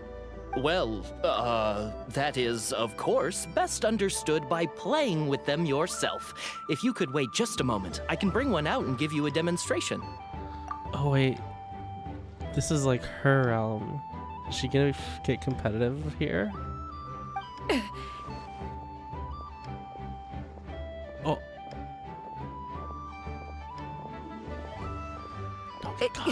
There is no need for that. Mademoiselle. Give me your newest and finest model, and be sure to package it securely. Ah, of course. Here you go.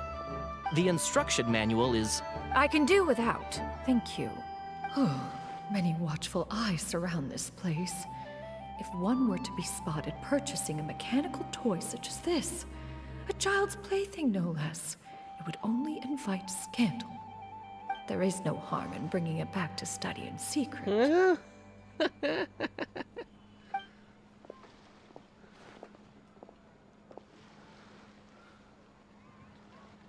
Just left scratching his head.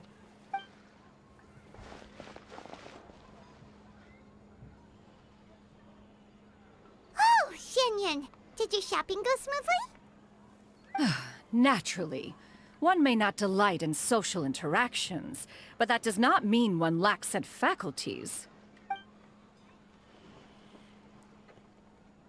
Seems Xianyun is easily swayed into buying things. The box looks fit to burst already. And you too?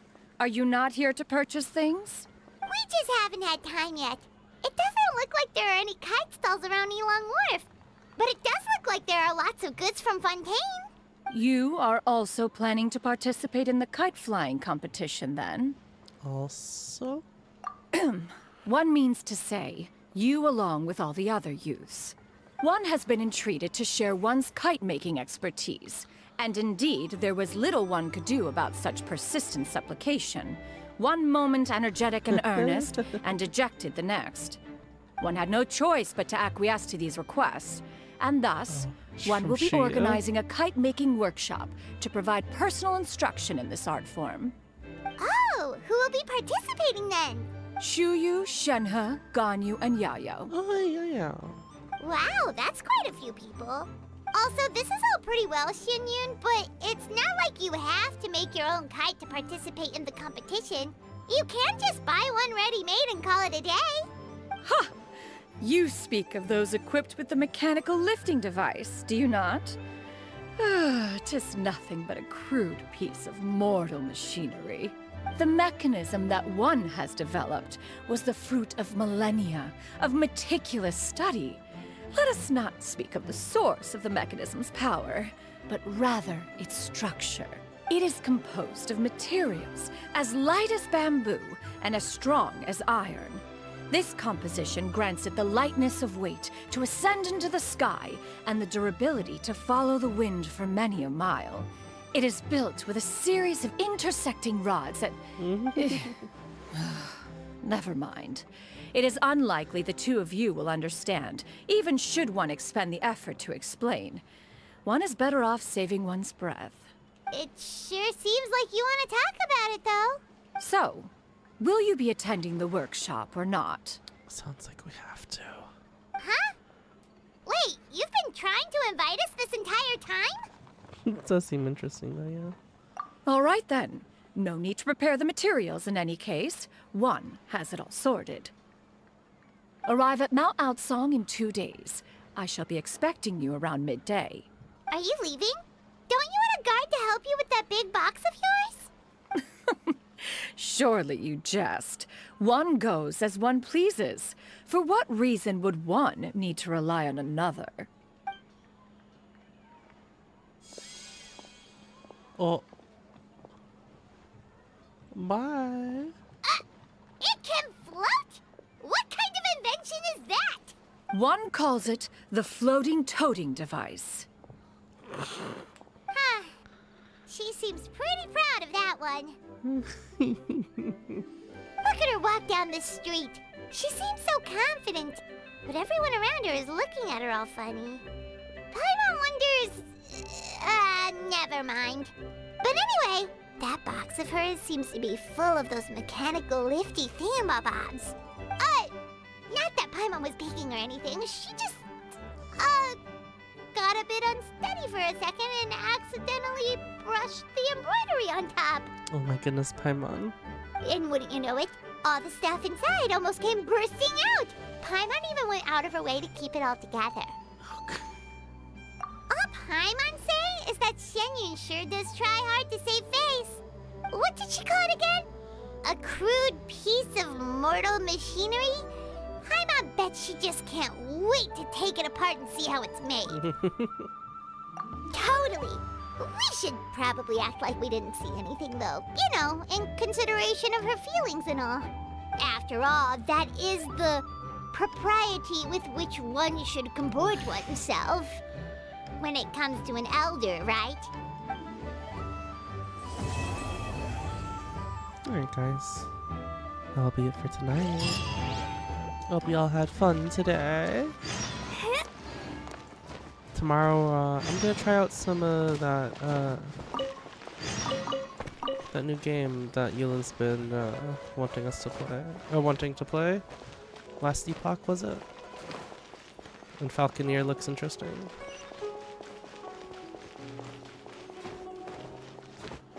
I do need to find some time this week, though, to do the rest of this event. Last Epoch, Ice.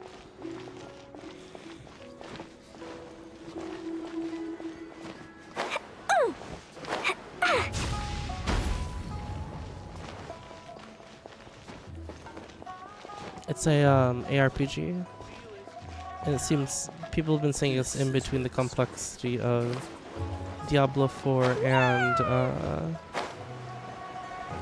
Path of Exile. Everybody's been playing a lot, yeah. I noticed.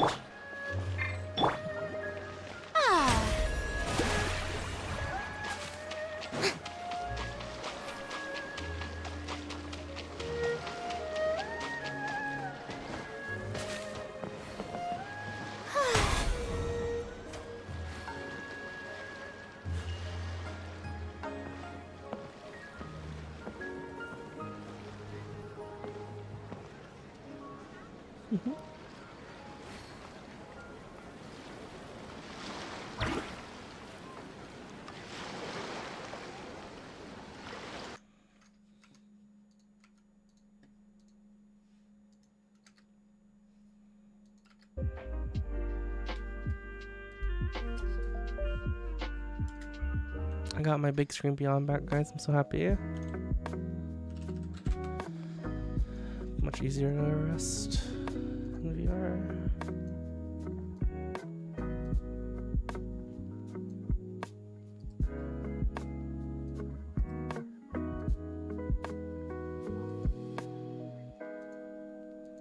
Nice.